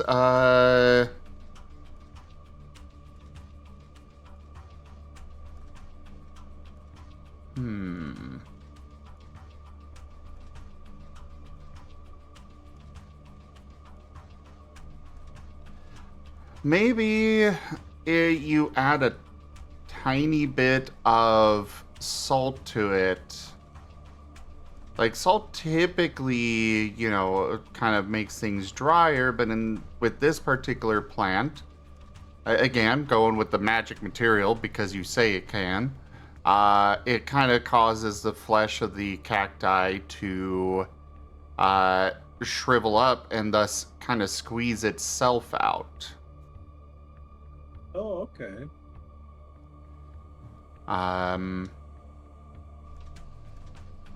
And so the yeah, they could add a tiny bit of salt to it, and then I mean, why not just add some copper for different to kind of make it a little different flavor. Okay. So more of curing it. Yeah. So different minerals can cause different curing effects then? Not curing as in healing. I'm aware of what curing is. Okay. But sure, why not? For different flavors and such. It could be something that reacts, like the cacti itself could react to different minerals in especially interesting ways, like the flavor changes entirely from just, oh, it's fruity flavor plus the flavor of iron, it changes entirely. I can dig it. All right, so then let me ask you, how does this cacti survive out in the wilderness? Like if any, like if you throw dust or like salt on it, which is part of a desert, there's plenty of that around. What keeps it from just simply squeezing itself dry and just dying out there?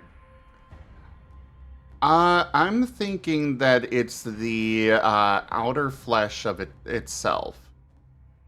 The outer flesh itself protects the innards, so they would have to actually get the innards to... They would have to cut it open. You have to prep it before you can cure it. Yeah. Okay. All right.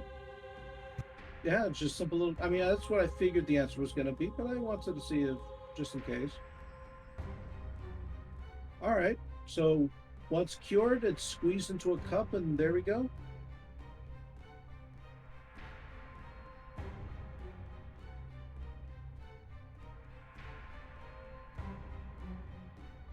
Yeah, that sounds interesting. All right. Somebody go ahead and write that down to me in the same place then, and I'll flesh out the idea here soonish.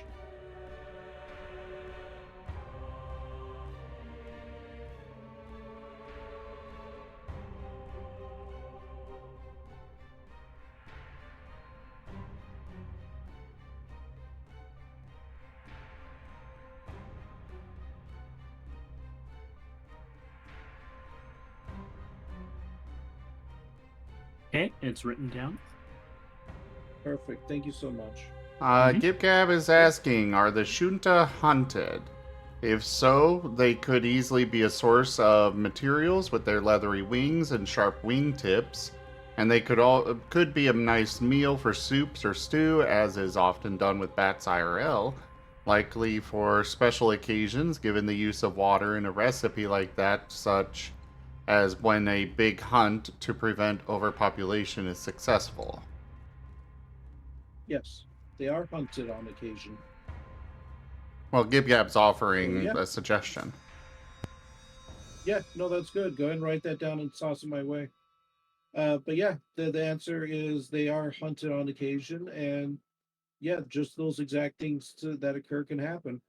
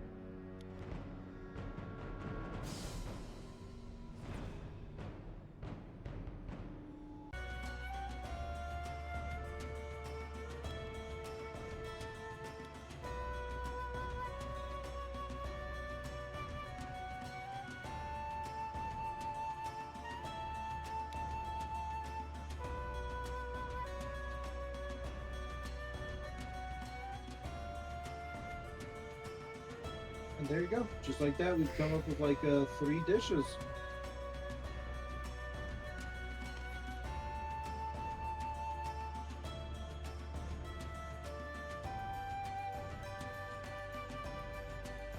Oh well. Mm-hmm. That works. Yeah, it does. Sorry, nibbling a little on food. I also got inspired by kind of beginning inspiration, rather. Okay.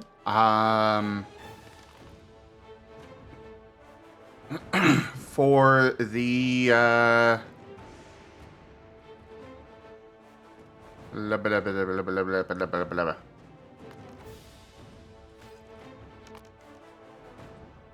Tumbleweed. Okay. Well, what are your thoughts? What's going on? Just some form of tasty treat. Like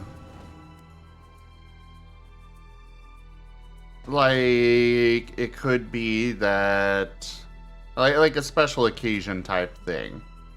You know, tumbleweed it gets blown across the land, leaving seed all around.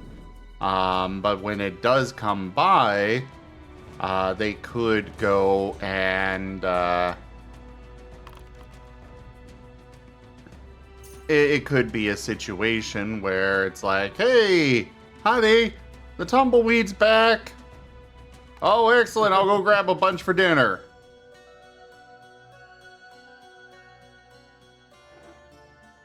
Yeah, I suppose that's a fun idea.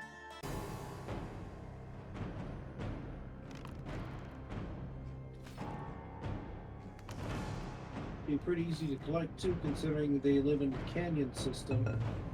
So I doubt those tumbleweeds are getting very far once they fall in.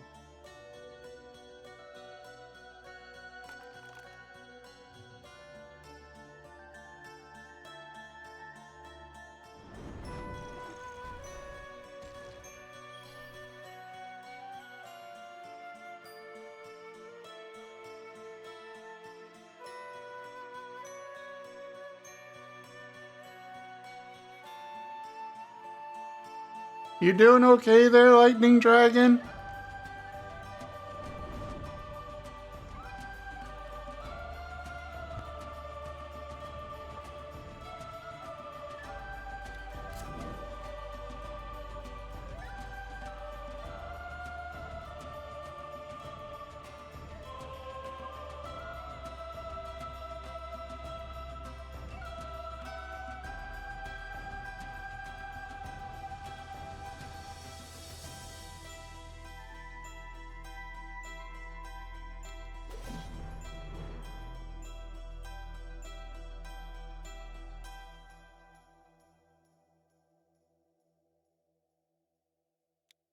Where do you want to drop the monster? Wait, what? Are you talking to me? No, Zim.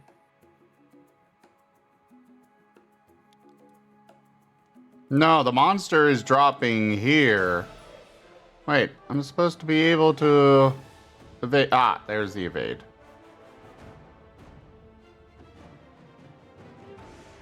Actually, what does this do again?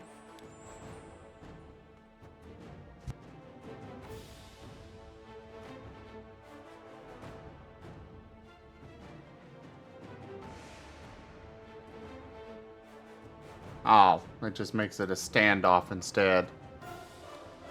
Hello there, New Year's. How are you?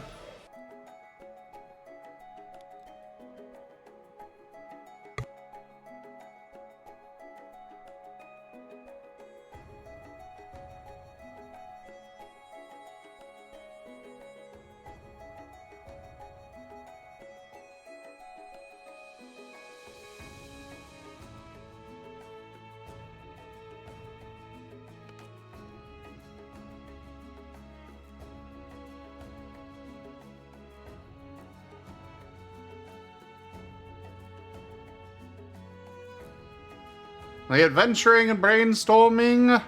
Well, the adventuring's going slow. The brainstorming, we've come up with a few ideas. Yeah, I can't wait to write some of them down. Oh, Soon you as I don't get like time the to get back tumbleweed up. one? Well, the tumbleweed one I'd have to think about on a bit more. Because Yeah. they do live in a canyon system. So I'm trying to think of how that would work for the plant's survival instead of just having it just always fall into the canyon system and that's it. Well, I mean, They'd have to cultivate it when it's down there.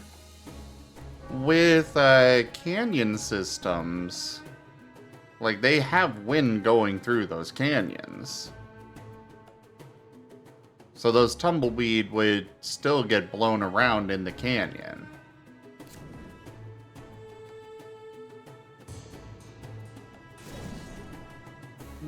Maybe. But as far You're as right, but like, yeah. as far as growing goes,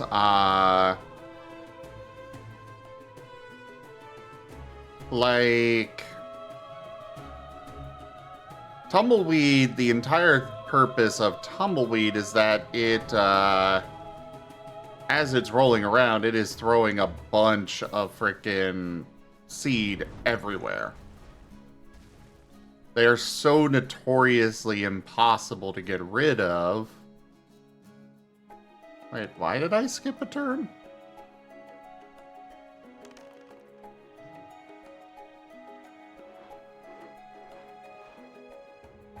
It wasn't skipping the turn, mine just ended. Oh.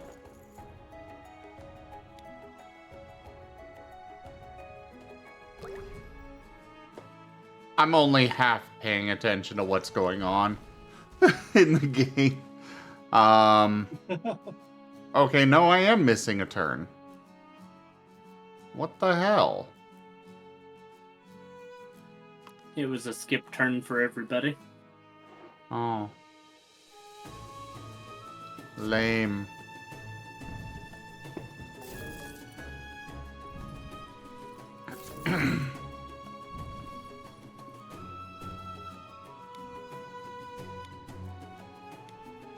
But yeah, the tumbleweed, like, they would probably grow on top, up on the upper side.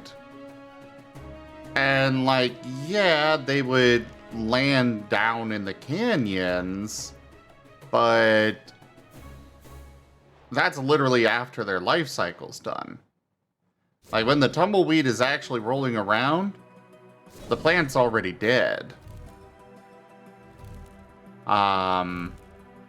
They're just flopping down seed at that point.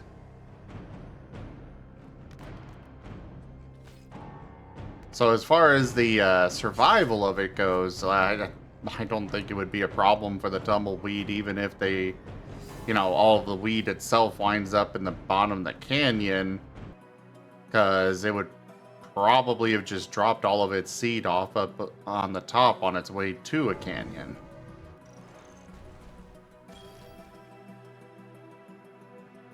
Okay, I can dig that idea.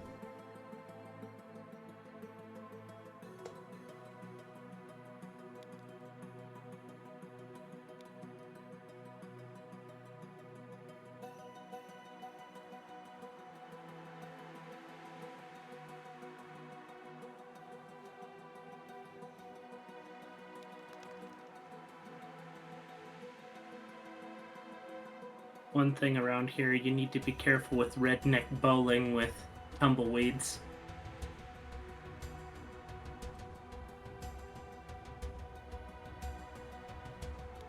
Where somebody sets one on fire and the wind blows it away.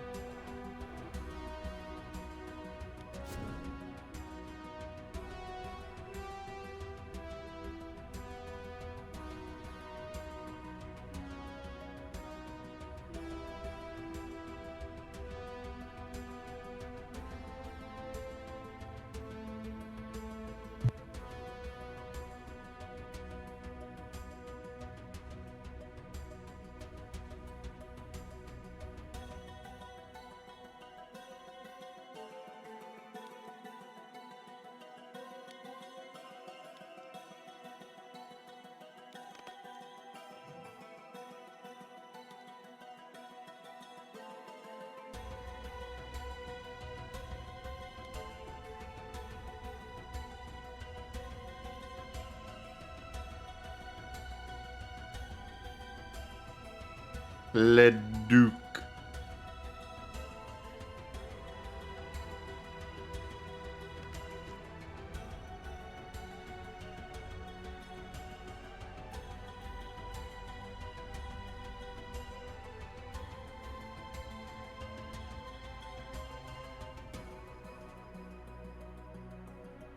What you gonna do? What you gonna do when your turn comes?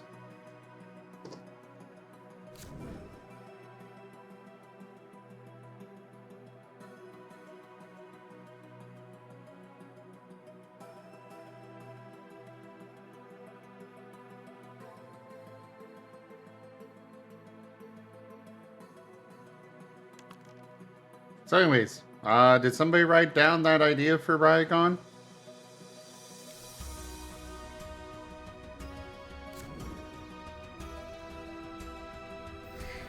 The tumbleweed? Yeah, Yes, I did. cool.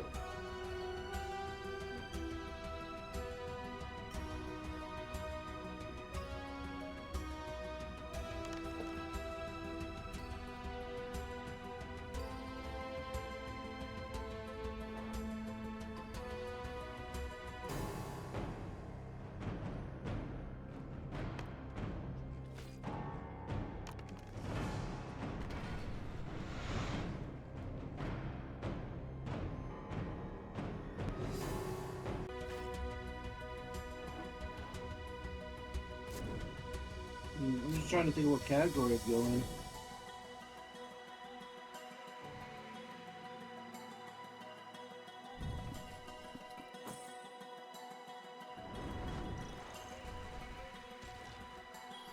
General culture. That might be a good idea.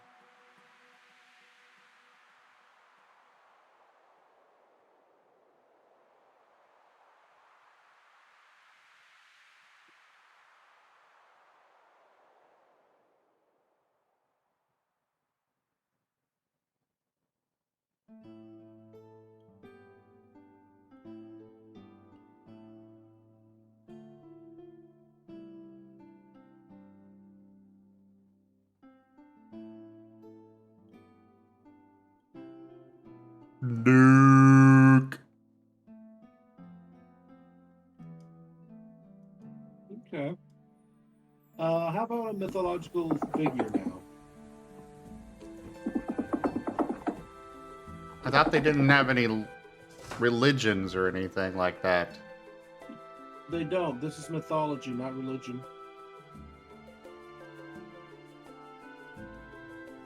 Like, think of it as like Bigfoot, right? We're not technically worshiping him, and he's not attached to a pantheon. He just exists. Your local cryptid. Yeah. I've already come up with some cryptid, but I'm thinking of maybe like a hero figure.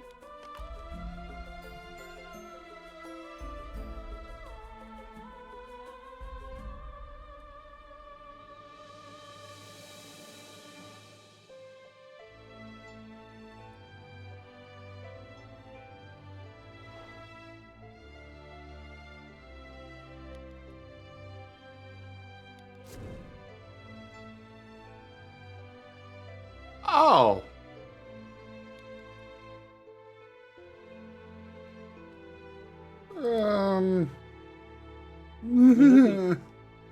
He found a dragon. Oh. Don't worry, your craft is about the same. True. True.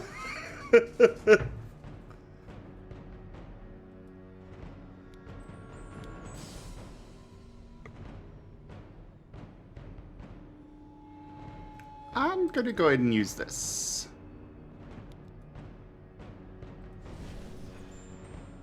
Just in case. Plus, I'll get a new spell afterward. On my next turn anyways. I don't know, Lightning. Are you a zombie? Because that's what I ran into.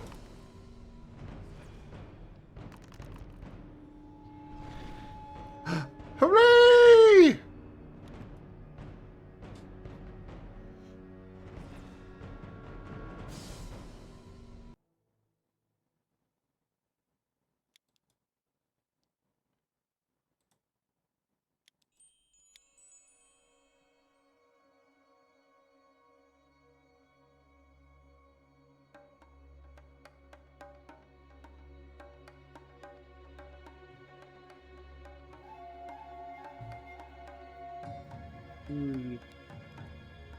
Yeah, I mean, anything else that you guys would like to talk about?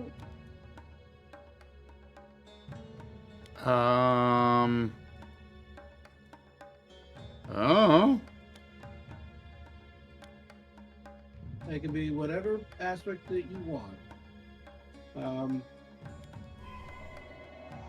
All I would suggest is that we choose something quick before I fade on you. Might be better just to mull on it for the night.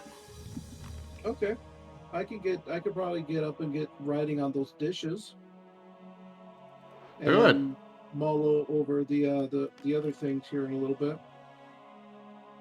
So yeah, that's it. That's world building. That's it. It's not very hard to do. It's just easier to do it when you got people to bounce off of. And more of a legendary figure might be somebody from another faction that has helped out in the past. That's not a bad idea. I just have to figure out which one. Just trust me when I say there's more than a few. Hey, look, it was one of the mercenaries.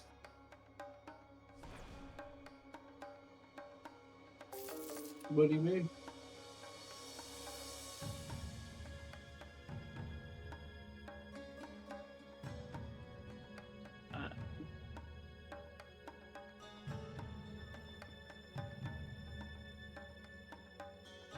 Someone from Arlite, the mercenary kingdom. Oh yeah, Arlite. Oh man, that's a fun place. Ones where gods and goddesses are constantly falling and rising because they are attached to the fortunes of their people.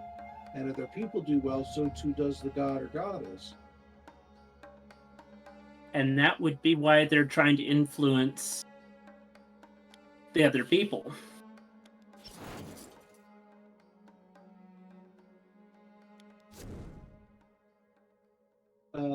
Well, how do you mean?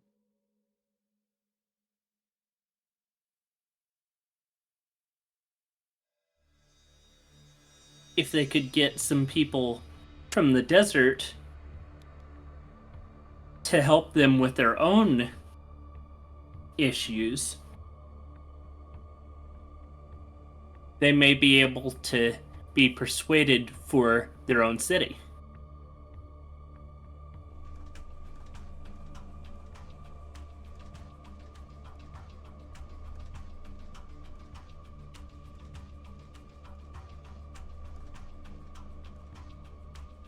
Just something off the top of the head.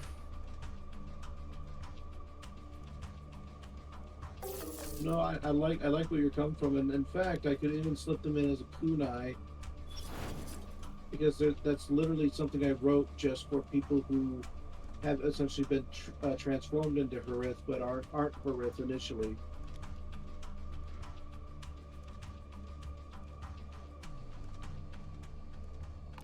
So there could be a legendary figure based from that population.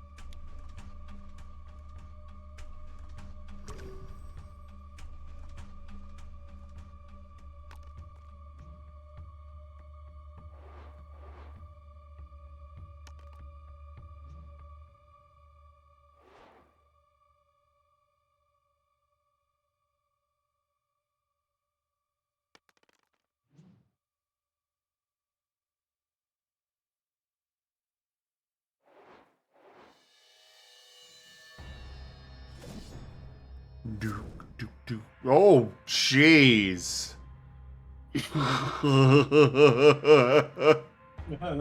Welcome the Infernal Legion. Alright. Alright. They- I'm gonna take off my headset for a little bit, but I'll be back soonish. Oh, alright. Yep, so just give me a second. See you in a bit.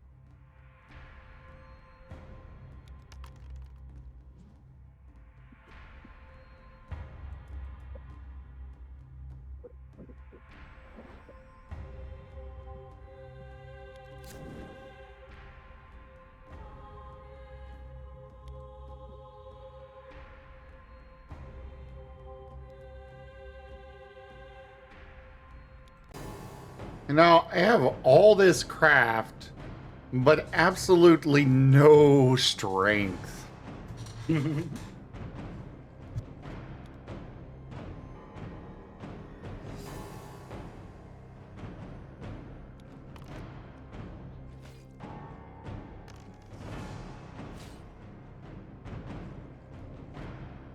Ah.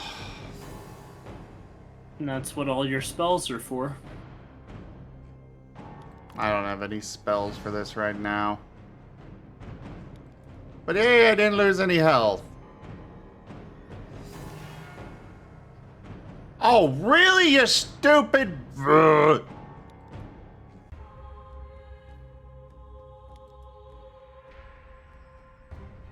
Fine.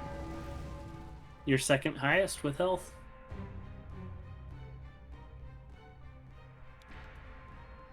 I want that vampirus, or whatever, to die.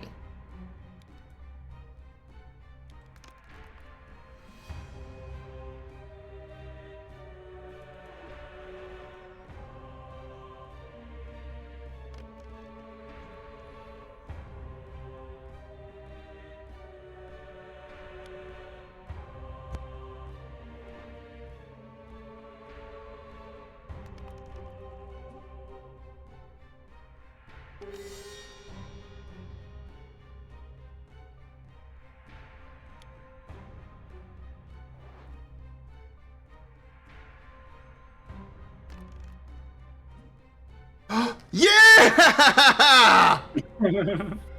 That works. That very much works. Hey, you want a visit from the werewolf? Okay.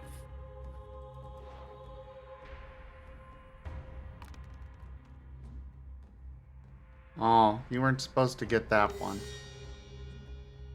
Or that one either.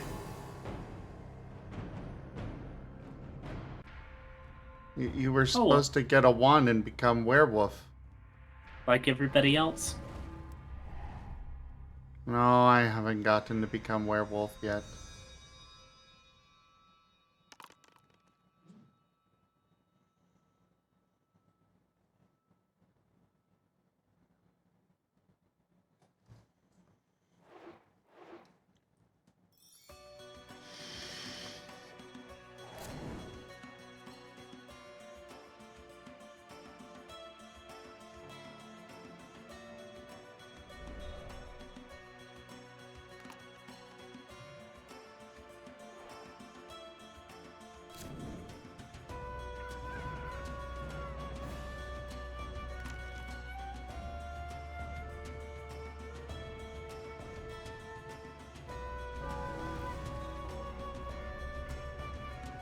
Great! The vampirus is completely dead. She'll get to choose a new character next turn. And it'll probably be one of the many, many broken characters.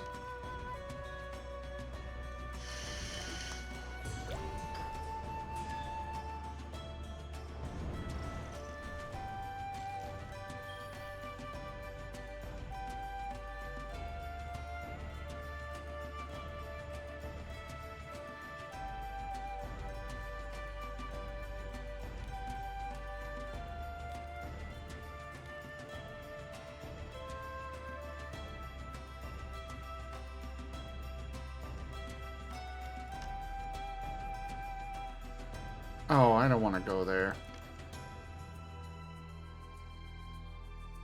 That's not really where I want to go either.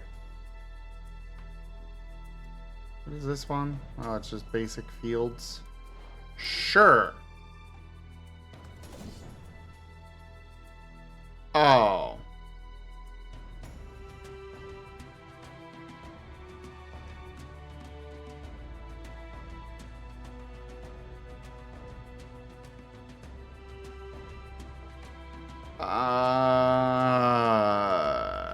You Yeah, just we're get an gonna do extra that. card.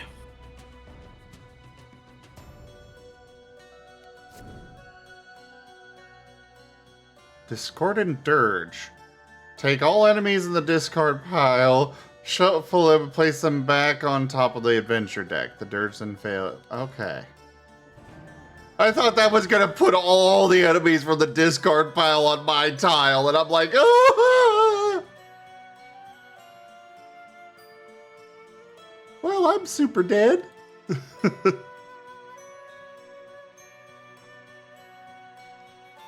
Corbin, you're cute.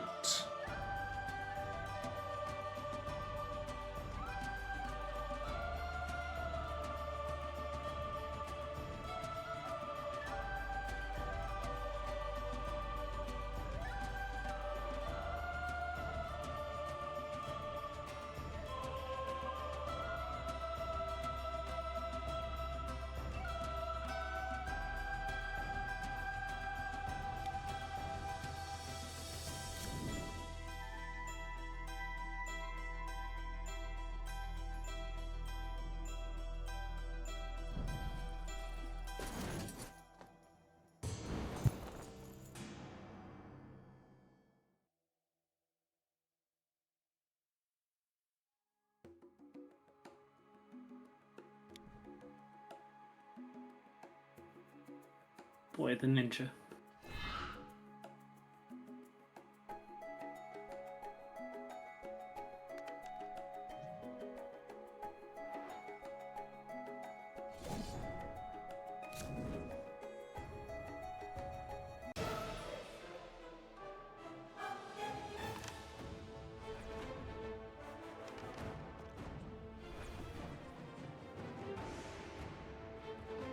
Baboon. And they're no longer a ninja. At least for this turn.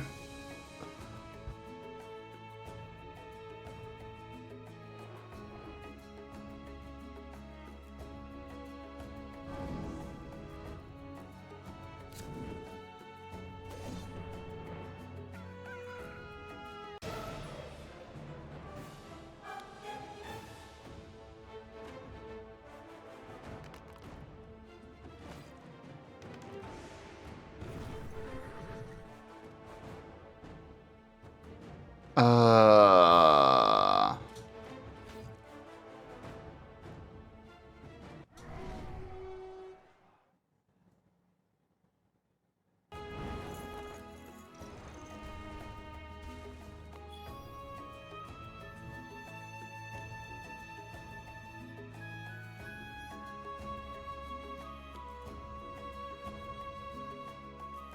I want to just go rid of my objects. Hmm. Hmm. Hmm.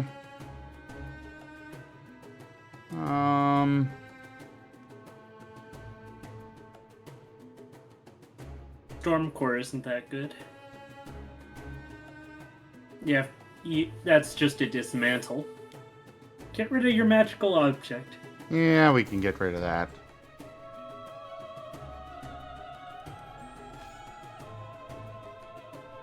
I'm just gonna teleport to the cog.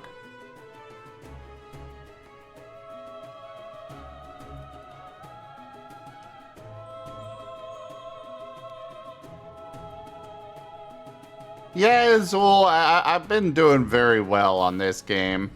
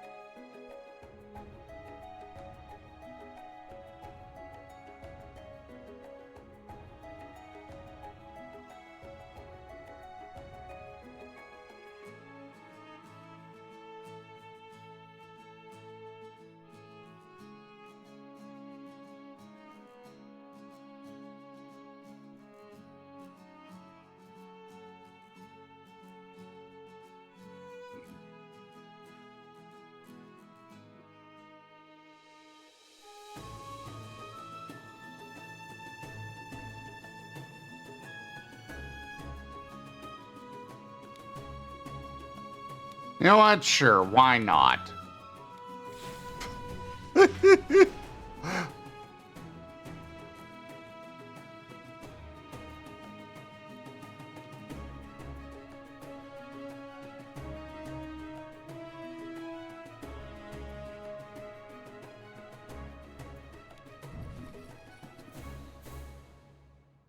There.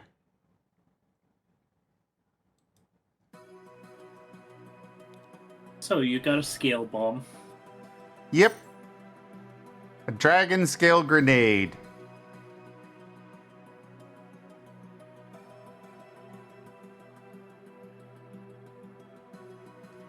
I guess I'll find out how if I get the stuff back.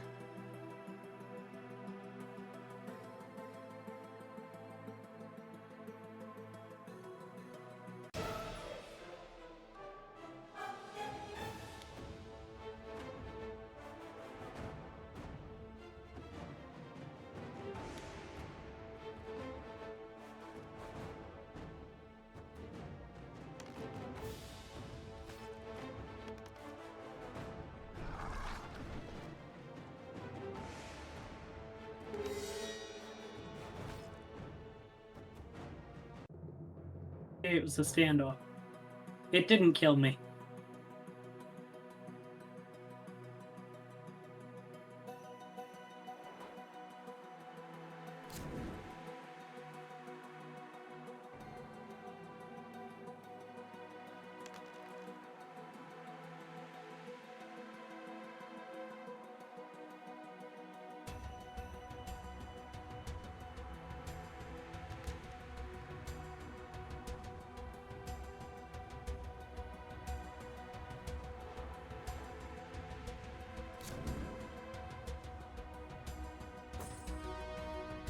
An interesting take on a show. Judy Hopps is a cop who leverages a stranger's felony tax evasion to get him to put his life in danger and work around the clock so that she can keep her job. She then presumably helps him cover up his crime to get him a job on the same police force.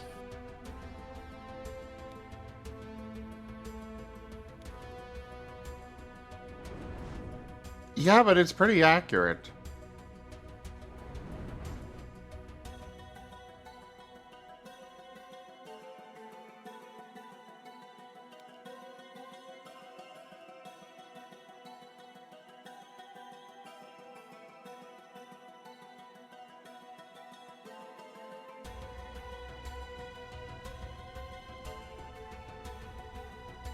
And then after that, there's general discussion between ACAB and all that stuff.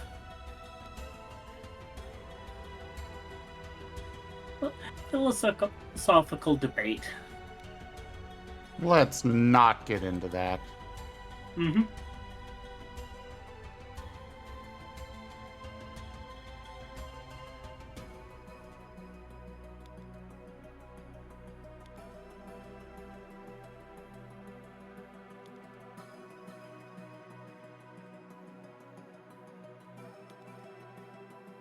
Are there any spirits on the field at all?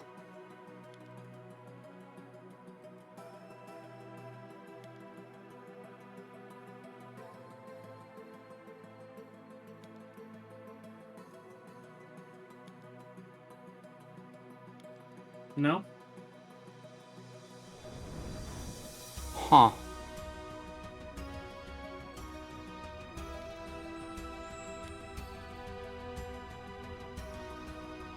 What do you mean I can't fistfight the Eldritch demigod? My character has 4 wisdom. It's not like he knows any better.